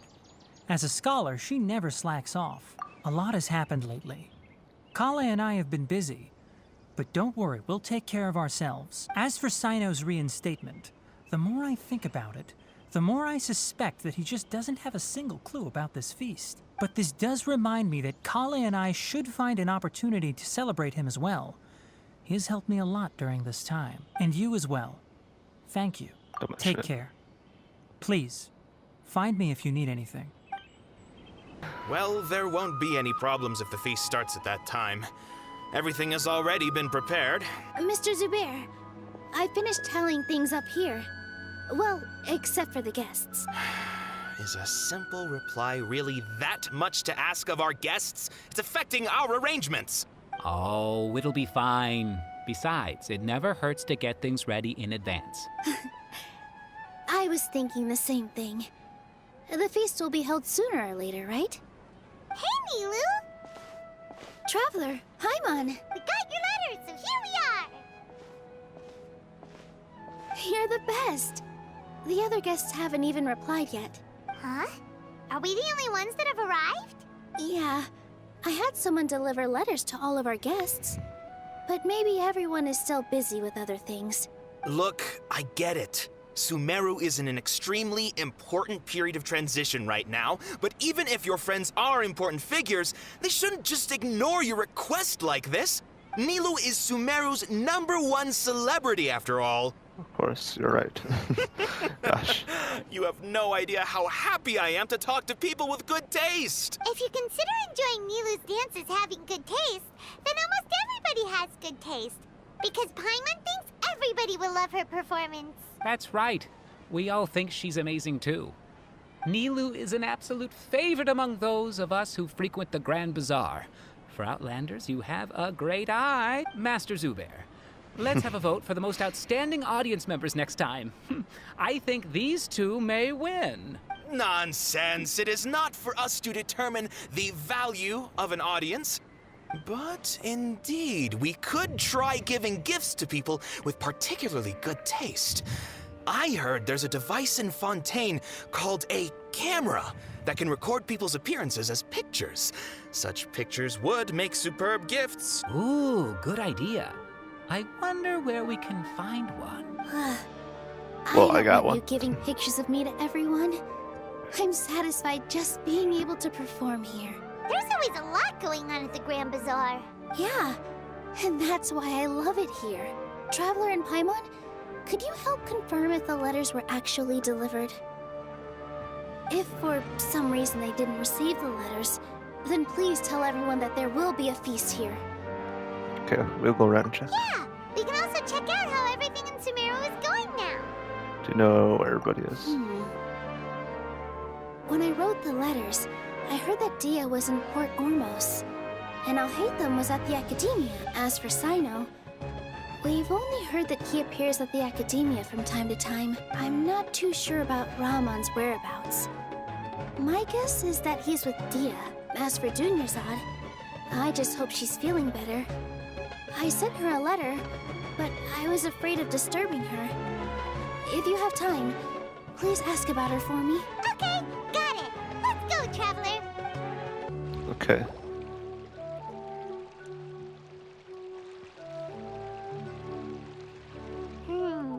We haven't seen Alhaitham anywhere. Let's ask that person over there.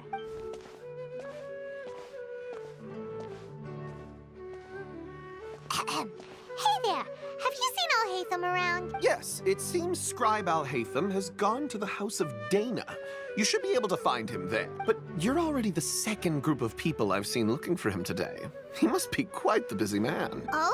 Who else was looking for him? Mr. Cave was just here asking Oh wait, about I him. remember this guy. He You was the one that, wouldn't like, built the believe thing. how terrible their relationship is.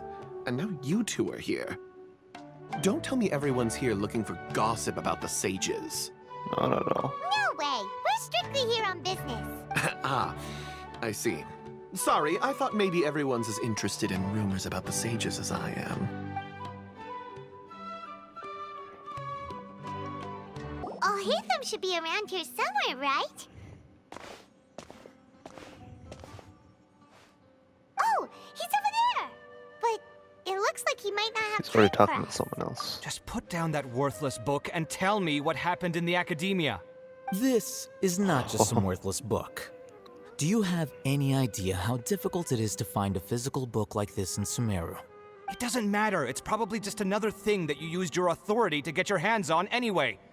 Just put it aside. Listen, I came back today only to hear that the sages have disappeared. Oh? You sound surprised. I thought you would already know the inside story. Would I be here asking you if I knew? You're the scribe, not me. So just tell me what you know already. Well, I almost became a sage. Huh? Oh, don't sound too surprised now. You're the renowned Kaveh, light of the Ksharawar. Besides, as a master builder and craftsman, chances are you'll be appointed as a sage too. Why do I feel like you don't really mean it? Huh. What makes you say that? Why would you question my heartfelt sincerity? Maybe it's because you've never said anything good about me before. Yeah, well, I share a similar sentiment. And anyone who knows you as well as I do would surely do the same. Ugh, you... See? This is why I hate discussing anything with you. Your ridiculous and arrogant attitude always gets in the way. It seems that you really can't stand my personality. Ha! What was your first clue? Well, then you might as well move out of my house. Are you threatening me? Stooping to a new low, I see. Ugh, and don't change the subject. You, a sage? What a joke. The academia might as well just close tomorrow. Are they having a fight? Let's see how this plays out. Forget what's going on with the academia. Haven't you been busy with your construction project? Tell me, when are you going to build yourself a mansion? Don't get me started. I get angry just thinking about it. So, what great building did our master architect work on this time? Like I need to tell you. Keep your nose out of my business. No, I think we deserve to know. Where were you when Sumeru needed you most? I was in the desert for a large project, but considering Haravatat's utter ignorance of architectural and aesthetic matters, you probably wouldn't understand. Which is truly unfortunate. I can only pity the man who doesn't understand the first thing about beauty and romance. Unlike a true... hold on, wait a second. What do you mean by when Sumeru needed me most? Well, while you were out fiddling around in the desert, many people came together to save Sumeru from a crisis. Ha! And you think I'd believe that? Look, all you really need to know is that Azar and all his accomplices have all been overthrown. Huh? What nonsense are you talking about? It's no skin off my nose if you don't believe me. It's not like my Darshan was the one trying to apply for funding from the Grand Sage. Yours, though, on the other hand... You know what? I'll ask around. I'm sure someone knows what's going on here. You're dead if I find out you're lying to me.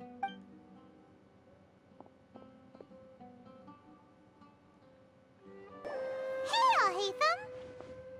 Oh, it's you two. What's the matter? We're running some errands for Nilu. Have you received her letter? Letter? Nilu said she sent out a letter inviting everyone to a celebration feast in 2 days at the Grand Bazaar. We'll also be celebrating Zaino's reinstatement as General Mahamatra. If she addressed the letter to Alhaitham of the Academia, then the letter should have gone to my office.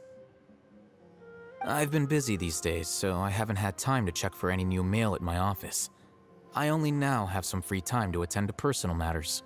Have you always been so busy with your work? Of course not. I'm only busy these days because several sages have been dismissed recently and the whole academia was practically turned upside down. Tainari told us they all went to train in the Avidia Forest. Apparently they will spend the rest of their lives there. That is already the best possible ending for the likes of them. 4 of the 6 great sages were possessed by their desire for power and attempted to create a new god. In order to pull it off, they even imprisoned the other 2 rational sages. To imagine such things could take place in the academia. 6 great sages. I don't know where to begin. That's pretty powerful. Yeah, you're right. Huh. Feels kind of strange to hear them called that after all this time. But then again, the 6 great schools sounded pretty impressive too. Yes, at least that's how they're supposed to sound. It's said that when the Academia was first founded, the Dendro Archon herself established the 6 great schools, each representing one of the 6 different types of wisdom. Numerous Darshans have sprung up and faded. Only the 6 Darshans attaching themselves to the 6 great schools have stood the test of time and obtained permanent seats in the Academia. Now, the 6 Darshans are nearly synonymous with the 6 great schools, and the leaders selected for the schools are the 6 great sages. Among the 6 great sages, there is one central leader, the Grand Sage. Unfortunately, only the sages from Vahumana and Amorta remain now. They were imprisoned for opposing Azar, and were only rescued after Azar's downfall. So who's managing things in the other 4 schools now? Do they need to find someone new? Yes. Normally, new sages are selected based on a strict set of criteria. Oh, didn't you just say something about becoming a sage? If they pick you, then we'd have a huge connection in Sumeru. That's a point. Yes, about that. You didn't let me finish my sentence. The person in charge of personnel affairs nominated me to be the Grand Sage in place of Azar and help Lesser Lord Kusanali manage the academia. But I refused. Huh? But why? Ugh, can't you be a little more ambitious? I'm not even interested in being one of the 6 great sages. Like I said before, I don't like being a leader. Oh, all right. So are you busy these days trying to find others to take the job? That's not my job either. I'm only responsible for handling important affairs within the academia before the new sages take office. So you're still a leader now, even if it's just temporary. And the first thing I'll do is reject Kisharawar's application for funding. By the way, who was that other person just now? Is he your friend? Do we look like friends? Paimon doesn't know. That's why Paimon's asking. His name is Kaveh, my roommate. You could say he's the representative for Ksharawar scholars. He didn't seem to believe a word. Which is exactly why he always has so many problems. So everything that's happened recently must be a huge change for the people of Sumeru. Thanks for your hard work these days. Such is the work of the Academia Scribe. Well, anyway, no matter how busy you are, since you are our planner, remember to attend the celebration feast in 2 days. All right. I'll see you there.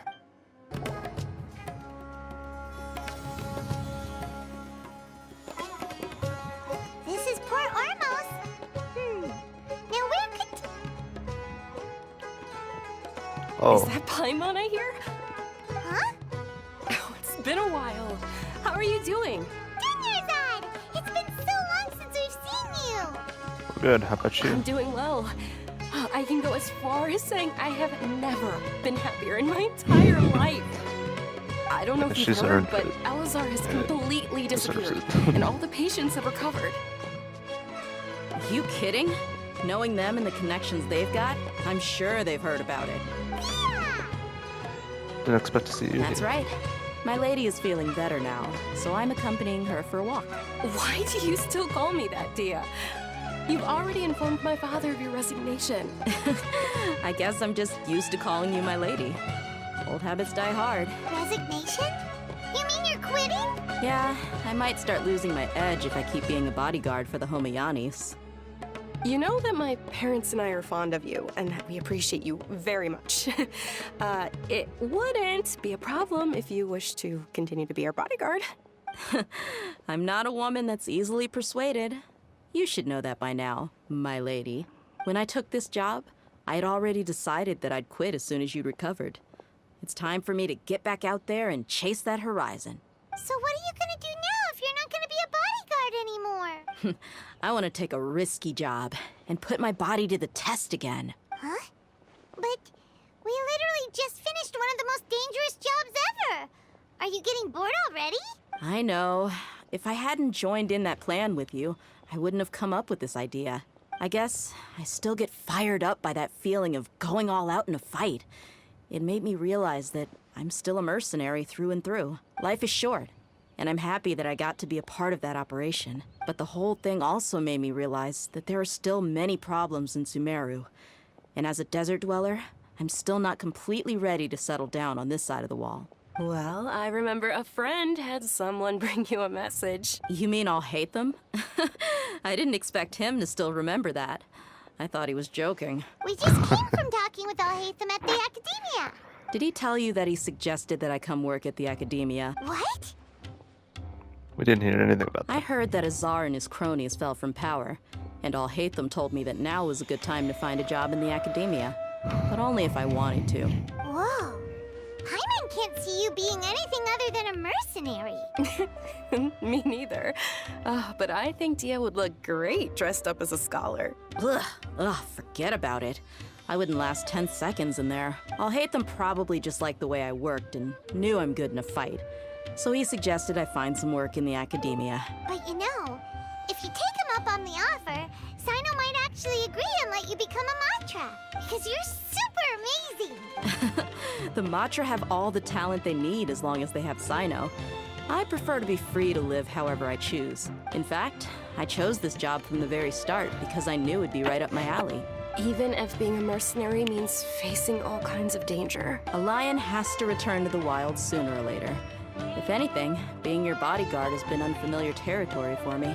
I don't want to see you go, but I'll respect your decision. I'm glad to hear you say that. Come on, no need for the sad face. It's not like we'll never meet again. Guess being free is just a part of how Dia operates. Once the whole Dendro Archon thing is settled, everything in Sumeru will take a turn for the better. That makes me happy too.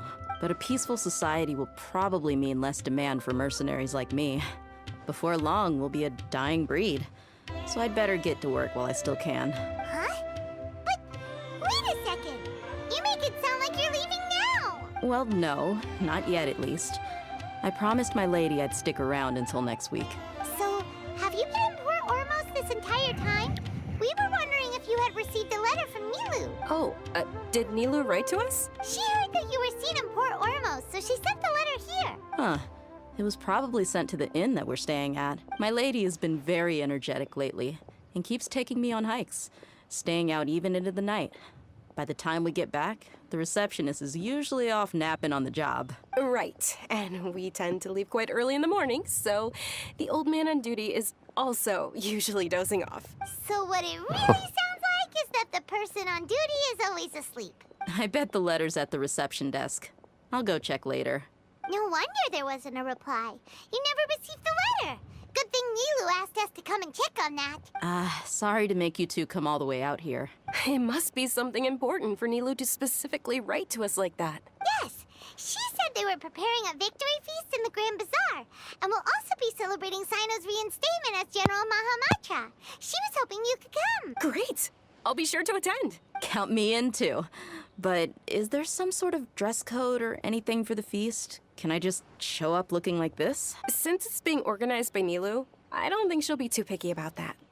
If anything, I think she wants to see us as our most natural selves. All right, then this is how I'll show up. The feast will be held in 2 days, so don't forget. Sure.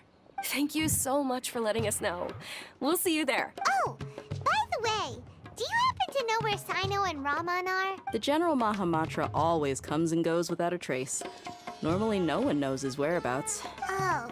But last time we met, he mentioned that he had something to do in Aru village. You can try your luck there. As for Raman, your guess is as good as mine.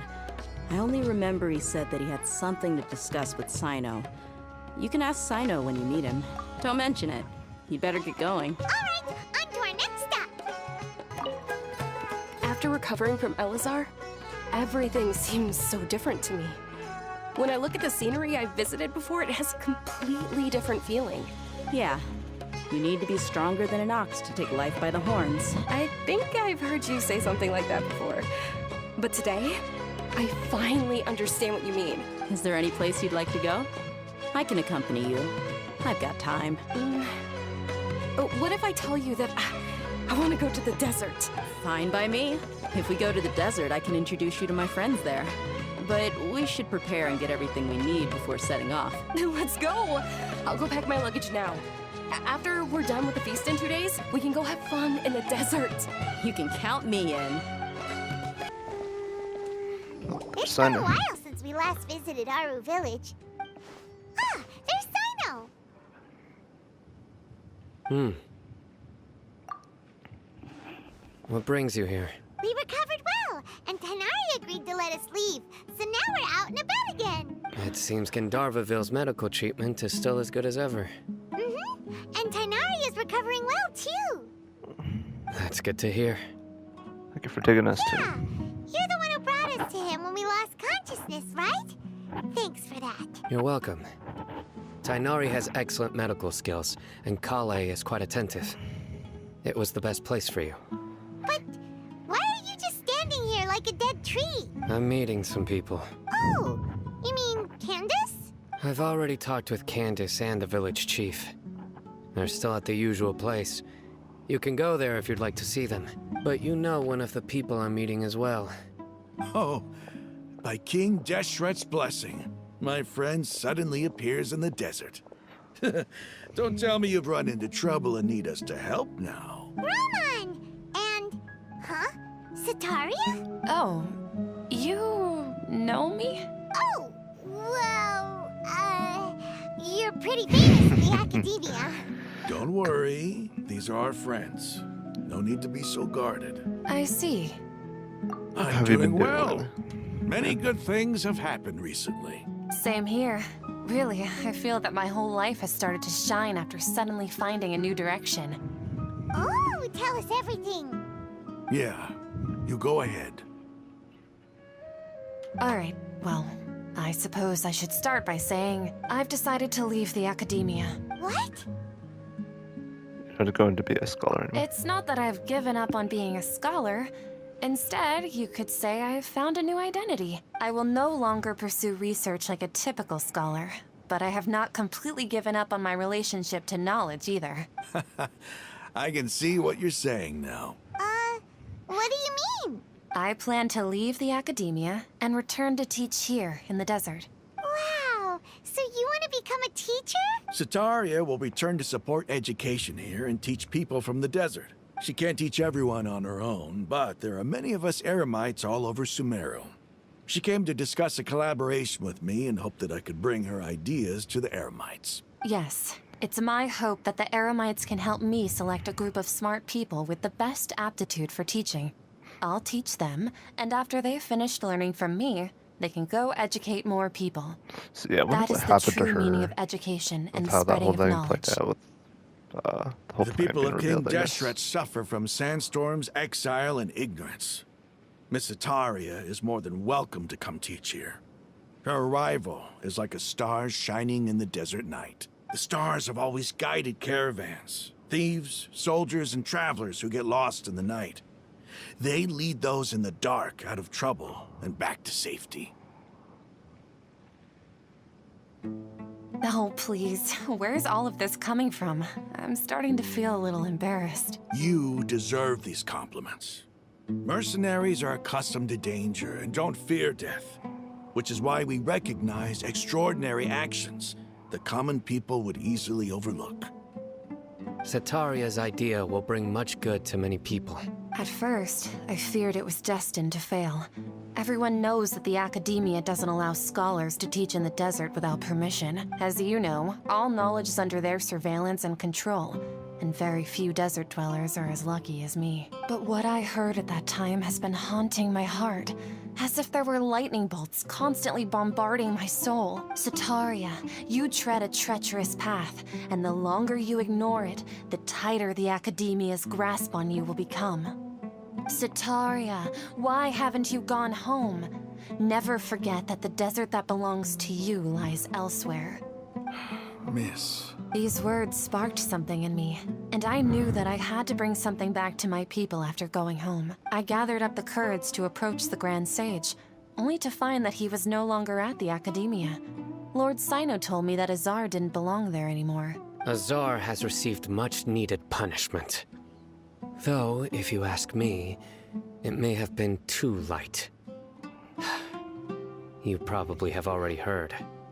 Yeah, we Lord heard. Sino helped me obtain permission to leave the academia for the desert, and accompanied me here to discuss collaboration with members of the Eremites. My plan was able to go smoothly thanks to him and Rahman. You're all doing so much for the desert. Aside from that, I also have some other business to discuss with Sino. Lesser Lord Kusanali has allocated many resources to support and develop the desert.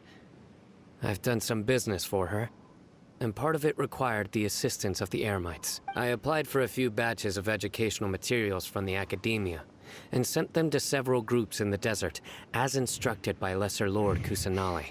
Wow, jeez. I believe the people will make good use of them. That's exactly what the people here need. physical books and other related items. If it weren't for Sino and Lesser Lord Kusanali, I'm afraid we'd never be able to get our hands on them. Apart from this, the Academia is also recruiting scholars that are willing to teach in the desert. I'll let you and Satarian know as soon as I have any more news. We must be persistent about this, and maintain these resources to ensure long-term effectiveness. This is the first time in hundreds of years we've had a glimmer of hope. I think this may be the turning point for the desert. Remember these words. Here lies our faithful priest, Kasala. His wisdom is a miracle among the people, deserving of high praise and admiration. I hope people with wisdom like that priest will rise again among the desert dwellers. Then we'll once again see the wisdom and glory that once shook the world. Enough about us. Are you here to discuss some business too? No, not at all. We're actually here on behalf of Nilu. Nilu wanted to write to everyone, but she wasn't sure where the letters should be sent, so she asked us to come find everyone personally. A celebration feast will be held in 2 days at the Grand Bazaar.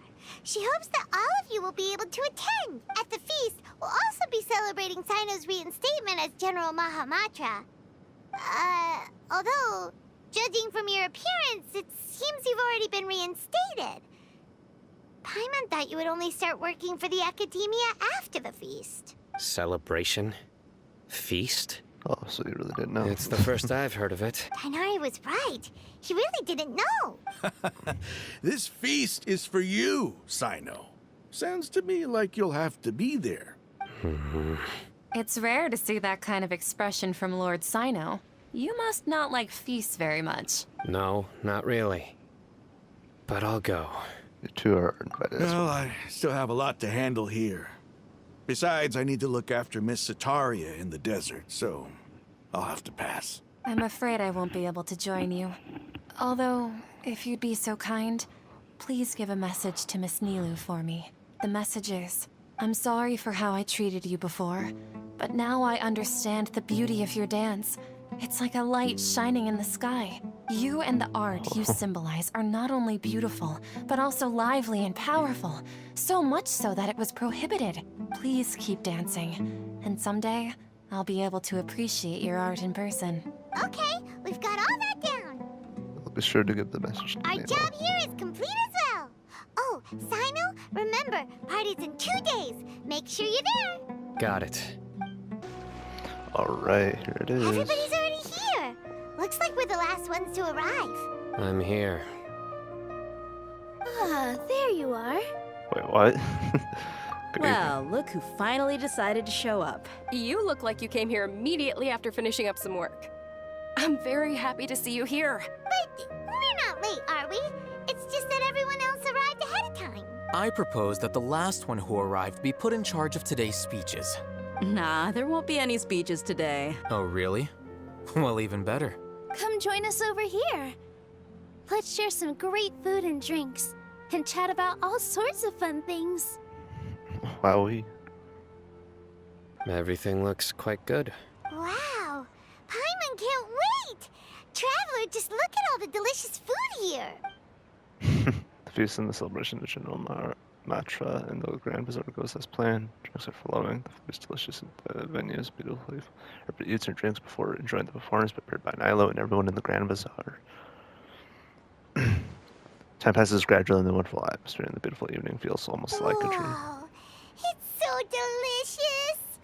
Oh, this grilled meat tastes amazing! The food was specially prepared for you by everyone in the Grand Bazaar. And we have gifts that were sent by the residents of Sumeru City when they heard we were holding a feast. Everyone that came said that you saved Sumeru, and wanted me to thank you all on their behalf. Ah, feels kinda nice to be seen as a hero. I could get used to this. Being a bodyguard is also a hero's job. You've always been amazing, Dia. My lady sure has a way with words. Thanks. I'm glad to hear it. And I'm happy to meet everyone that participated in the great plan. Don't mention it. Come to think of it, we've really done something impressive together. It's unbelievable. We owe it to our abilities. And luck. Really? Why do I remember everybody thinking that luck was against us and feeling like we hardly had a chance of succeeding? That's how I remember it too. It's luck that brought us together, and it was luck that let us form a team. Then, it took even more luck for us to formulate a plan and implement it successfully.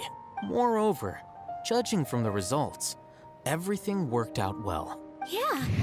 Everyone Yeah, gave it their all. not when as it if this mattered game most. was mostly heavily reliant on luck. It was almost like a performance.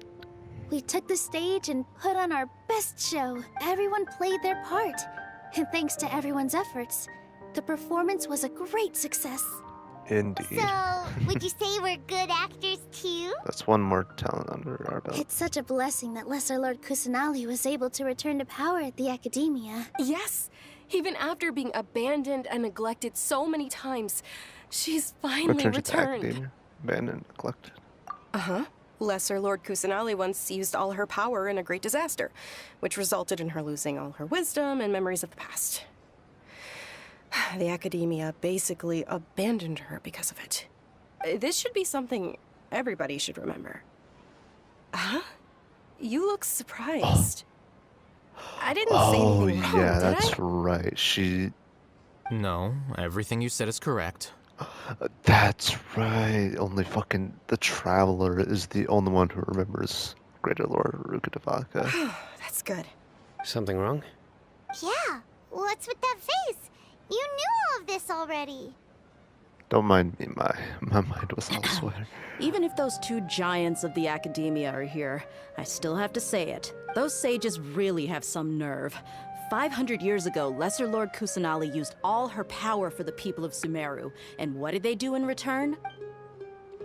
Seems that after everyone forgot Greater Lord Rukkhadevaka, their understanding of Sumeru's history also changed. Now everyone believes that Lesser Lord Kusanali has been Sumeru's Archon all along. Maybe I'm the only one in all of Teyvat who remembers the Greater Lord Rukkhadevaka ever existed. As the witness of all that happened, I shall respect her choice and keep the secret for If her. you bite the hand that feeds you, don't act surprised when it turns into a knuckle sandwich, right, Sino? God damn. Perhaps I shouldn't say this. This is what it's but like their to be treatment isekai, of I Lesser guess. Lord Kusanali calls for a more severe punishment. You could simply tell Lesser Lord Kusanali that you wish to have Azar and his accomplices severely punished. I respect our deity's decision and won't interfere in any way. While we're on this topic, why didn't you accept the Academia's invitation to become the Grand Sage? Are you trying to say that I'm fit to be a sage? Not at all. But every person handling the selection process has said that you are the most suitable candidate to lead the Academia right now. Why? Because he dethroned Azar from power? Could you try to put it another way? This is a good thing, yet you're making it sound like I overthrew Azar for my own personal gain.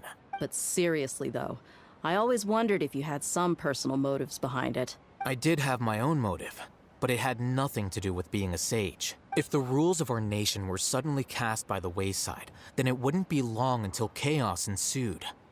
I had no intention of letting their dreams disrupt my life. By that, you mean your life working as the Academia's scribe. Precisely. Wait, is that all? So, that's the only reason why you joined us and came up with all those plans? It's reason enough. You certainly got quite the personality. You flatter me. All right then. How about you? You've already resumed work as the General Mahamatra, right? That's right. Will you be happy with that life? It's not about being happy. There are merely a lot of things that I must do. Even so, keep your spirits up and try to be happy, okay? And try to smile more every day, just like I'm doing now. Thank you. I'll keep that in mind.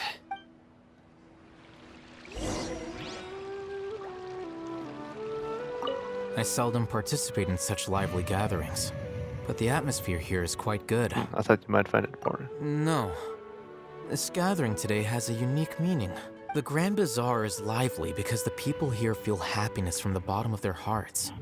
Unlike the farces at the Academia, that happiness is an emotion that'll be forever alien to those bookworms who have driven themselves insane by studying. I seem to have taken both keys when I left the house. Oh well. Oh. My lady, the grilled meat over there is delicious. Have you tried it? Yes, I also tried some fruit just now. Oh, they're very sweet. What an amazing place to relax. No wonder everybody likes to rest at the Grand Bazaar. You said it. Oh, look who else is here. Hello. Oh, I'm so happy Nilu invited everybody. Oh, now I have the chance to meet all the My heroes. pleasure. I'm glad we could have come. Hey, less of that polite chit-chat and more eating and drinking. The feast is about having fun, not stuffy formalities. The atmosphere here is good. And everything is delicious. Must be rare to see you at such a lively gathering. I don't often come to such places. But it feels quite good. I have a lot to handle these days. Otherwise, I could show you around. It's alright, don't worry about us. There's always next time. We're friends after all. This feast is pretty good. I like it. Ah, there you are, traveler. Well, how is it? Are you enjoying the feast today? If there's anything you're unhappy with, just let me know. I'll be sure to take note of it. That's great. Thanks for inviting me. That's good. It's the first time I've ever invited so many exceptional people to one place. I was a little nervous myself. You see, every guest here is quite extraordinary. It's unbelievable that we've got everyone together here. Almost like a fairy tale. Make sure you live it up tonight. I'll be happy as long as you're enjoying yourselves. You have a message to tell you. You tell Satara's message to Neil. I'm honored to have her think of me this way. If I have a chance in the future, I would really like to invite her to one of my performances. I can't explain why, but I just feel elated right now. Thank you. Alright. Hey, what's wrong? Your head is starting to droop.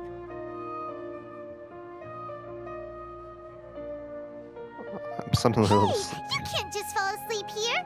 Paimon will go find something delicious for you to eat. You'll wake up once you've put something yummy in your tummy. Of course, just wait here for Paimon.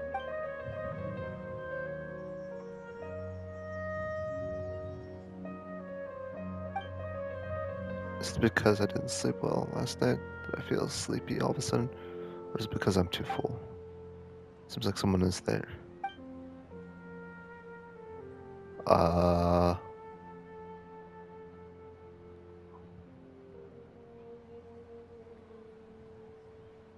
Wait, what? It's me.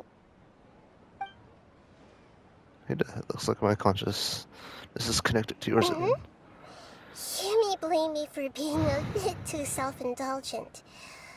I was thinking about talking with you, and the next thing I knew, I had made a connection with you.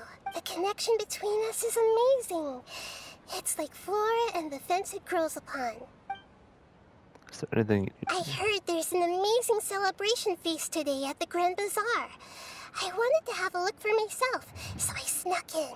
Lately, I've been so busy dealing with all the fallout from recent events, so I really haven't had any free time. Although you've already helped me with a lot, there's still one more thing I hope you can help me with. What is Please it? say thank you to everyone for me. So that's what this is about. And I hate it. It'd be better if you could do that yourself. Oh, is it not convenient for you to do that for me? Some things in this world must be done by yourself. If I just show up all of a sudden, people will become all quiet and stiff, won't they? What if I end up scaring them and ruining this wonderful feast? That'd be the last thing I want. It'll be fine. Please don't worry too much. Let me think about it. Okay. Have you made up your Yes, mind? I have. That's good. Wait, huh? You said I should go thank everyone as myself, right? So, I've decided to borrow your body for the time being. Please don't blame me. The flora also climbs up to the fence to get closer to the sky. Then at least promise me you won't say anything weird when you're in my body.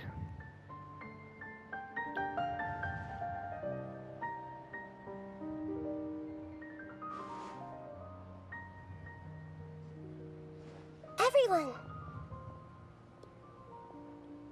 Are you awake now? Paimon was just about to bring you the food. It's me. Huh? That Nahida? Hold up. What's going on? I didn't expect to have a conversation with the consciousness of Lesser Lord Kusanali in the Grand Bazaar. Interesting. Is this also a part of the feast? No, of course not. Are you Lesser Lord Kusanali? Hello, Nilu. You know who I am? Yes, I already know every one of you. Nilu, So weird. Alhaitham, Sino, Dia, Paimon, and Dunyarzad. Lesser Lord Kusanali? I took the liberty of occupying the Traveler's body so that I could thank all of you in person. Thank you so much for rescuing me, even if that meant placing your own safety in peril and taking the risk of becoming enemies with the Academia, the sages, the doctor, the balladeer, and even the entirety of Sumeru. Without you, without any of you, I would have been in a much more difficult situation. Had you not helped me to resolve the crisis, not only I, but Sumeru and even the entirety of Tevat would have suffered great misfortune. People refer to you as the heroes who managed to rescue a god. I'm quite fond of this name. It not only explains your identities, but also bears witness to your relationship with me. Please, allow me to present to you my most sincere gratitude. Lesser Lord Kusanali, you have done so much for Sumeru, and I didn't even have a chance to do anything for you. You don't have to do this. Dunyarzad, the suffering you endured during your illness is also proof of you being with me and praying for me. Thank you. You don't need to be so ceremonious. It's always been my duty to protect you. This is how the relationship between the Academia and Dendro Archon should be. We just did what was necessary and set things back on the right path. You're an Archon, but you act so humble. You really don't need to be so polite with us. I'm honored to have been able to take part in this plan. I hoped you liked the dance I dedicated to you. Thank you, all of you. Thank you so much.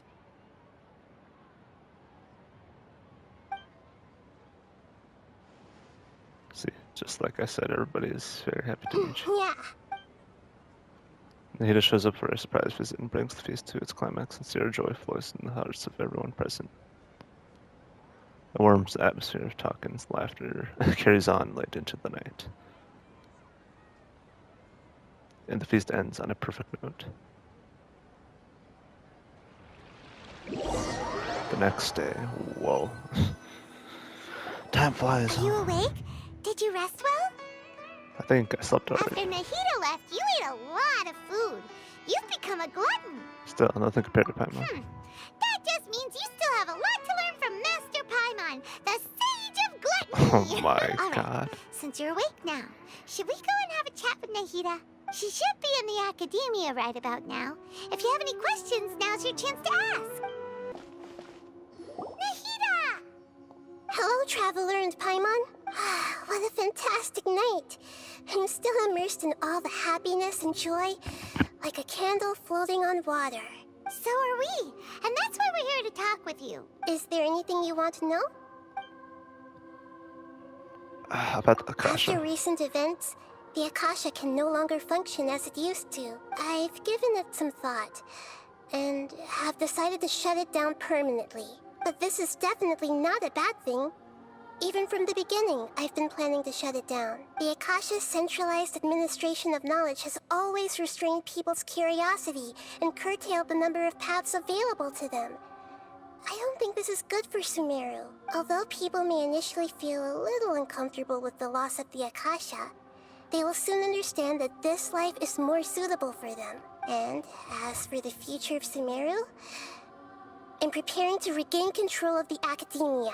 The former sages have received their punishment, but the new sages have yet to be selected. I will oversee the process personally. I hope that the new 6 great sages will be more focused on academics. Sumeru needs such leaders more than ever. The other big issue is the people of King Deshret. All the residents of the desert, in fact. They have been mistreated for far too long. I've already taken some measures to address this. It will take some time to rebuild everything, but no matter if it's culture, friendship, or trust, we will rebuild it. Still, though, that definition of world, forget me. Now I know what it means. Literally forget the greater Lord, whatever her name is. But what happened after I fell asleep that day? You mean, what happened after the doctor put you to sleep? Did he take the gnosis? Not exactly. The top-ranked Fatui Harbingers, up to number 3, possess power comparable to that of gods. I was no match for him in that kind of situation. However, in spite of the bad situation, I still managed to make a fair deal with the doctor. I'm sure you remember the entity that changed your fate, the Heavenly Principles. In fact, the Heavenly Principles has been quiet since the Conria disaster 500 years ago. I used this point as leverage against the doctor. I told him that the Heavenly Principles may be awakened if I destroy the Gnosis. Although it was just a bluff, he still fell for it. I assumed that the Heavenly Principles wouldn't just stand by and let such extensive damage to its laws take place. And as for what I exchanged for the Gnosis, the exchange served as both punishment for the doctor, as well as a boon of new knowledge that I couldn't refuse as the God of Wisdom. About the Balladeer. He's still in a coma. I've hidden him like how one would hide a feather. I know you have many misgivings about him, but as someone who had become a god, he has retained a number of very useful features. Don't worry, I'll keep an eye on him and make sure he doesn't do any evil. In addition, there are still some mysteries left in him. Some things may be very clear from my perspective, but he is still yet to understand them himself. His future will be determined by fate. About Fontaine, the next stop on our next stop on my journey. Is that where you're headed next? Fontaine, the nation of justice? As far as I know, that nation operates in a judicial system. Does their Archon personally judge people? No, there's a Chief Justice in Fontaine. Generally speaking, the Hydra Archon, Focalor, won't preside over individual trials. I knew it was hard. Hydra Archon, I knew it. However, But then again, it was probably revealed before some point. Focalor will still make herself present at just about every trial. It seems that she just likes to immerse herself in that sort of atmosphere. Oh, so it's a female Archon, Focalars. As Archon, she still reserves the right to influence the final verdict. Anyway, let's just say she's got, a very unique personality. Very unique personality, huh? I've got nothing else to say. Are you sure? Isn't there something else you haven't asked about yet? Huh? You mean... About your brother. While you were resting at Gandharvaville, I took some time to perform an Irminsul search for information on your brother. But we both came from beyond the Sea of Stars. Yeah! Isn't Irminsul a repository for all the information and memories of Teyvat? So there shouldn't be anything on her or her brother. This is true in your case. Irminsul indeed does not have any information on you. However, there must be something different about your brother. Because as it turns out, the world has recorded information on him after all. What? There's only one possible explanation. He belongs to this world. What? How is that possible? We journeyed to the Sea of Stars all our lives until we came here. How could he possibly hail from Teyvat? Things don't add up. Is there something wrong with my memories, or is it this world that has done something to him? But nothing about this makes any sense. Wasn't this your first trip to Teyvat? Do you have any further intel? Do you know what he has been? According to the records I was able to access, your sibling suddenly appeared in Conria. After the Conria disaster, he began his journey through the 7 nations of Teyvat. But just as his journey was about to reach its conclusion, the Irminsul records on him suddenly become fuzzy. What do you mean, fuzzy? Did something happen to him? All I know for sure is that somebody, for reasons only they can know, is deliberately obfuscating his fate. And whoever it is, if they can do that, who knows what else they're capable of. Could it be related to the Abyss? But even that wouldn't explain how he somehow comes from this world. Something else I noticed was that according to these records, the Fatui have not classified your sibling as one of the Descenders. What's a Descender? Paimon's never heard of it. The fuck? Look, I'm sure you must be curious about the information I received from the Fatui in return for my gnosis, right? A very important part of the intel was about this world's Descenders. External beings, ones that don't belong to this world. Traveler, you are Tevat's 4th Descender. 4th? Huh? So the Fatui count 3 other Descenders before the Traveler, and her brother isn't even one of them? That's right. My current hypothesis is that the first Descender was likely what we now call the Heavenly Principles. As for the other Descenders, I still need to verify their existence. It could take me some time. Paimon's head's about to burst from all this crazy new information. And yet, even knowing all this, I'm sure you must still have a lot of unanswered questions. What the fuck? I must say, I truly regret that I can't help you more as the God of Wisdom. There are many questions in my heart as well. I will need some time to go through each one of them. Same here. I'll need some time to reflect on what you've said. And soon, you'll also begin your journey anew and depart from Sumeru. I'm very interested in your future. It's a journey that can't be observed or recorded by this world. If fate is the ultimate knowledge, then your future will be the ultimate fate. Paimon's sure glad we got to meet you, Nahida. The pleasure is all mine. I can't thank you enough. Alright, that's enough talk for today. If you ever miss me, just close your eyes, and maybe I'll appear in your dreams. Akasha pulses, the Kalpa flame rises. That was so long. Jeez. Well, I guess that's it for now.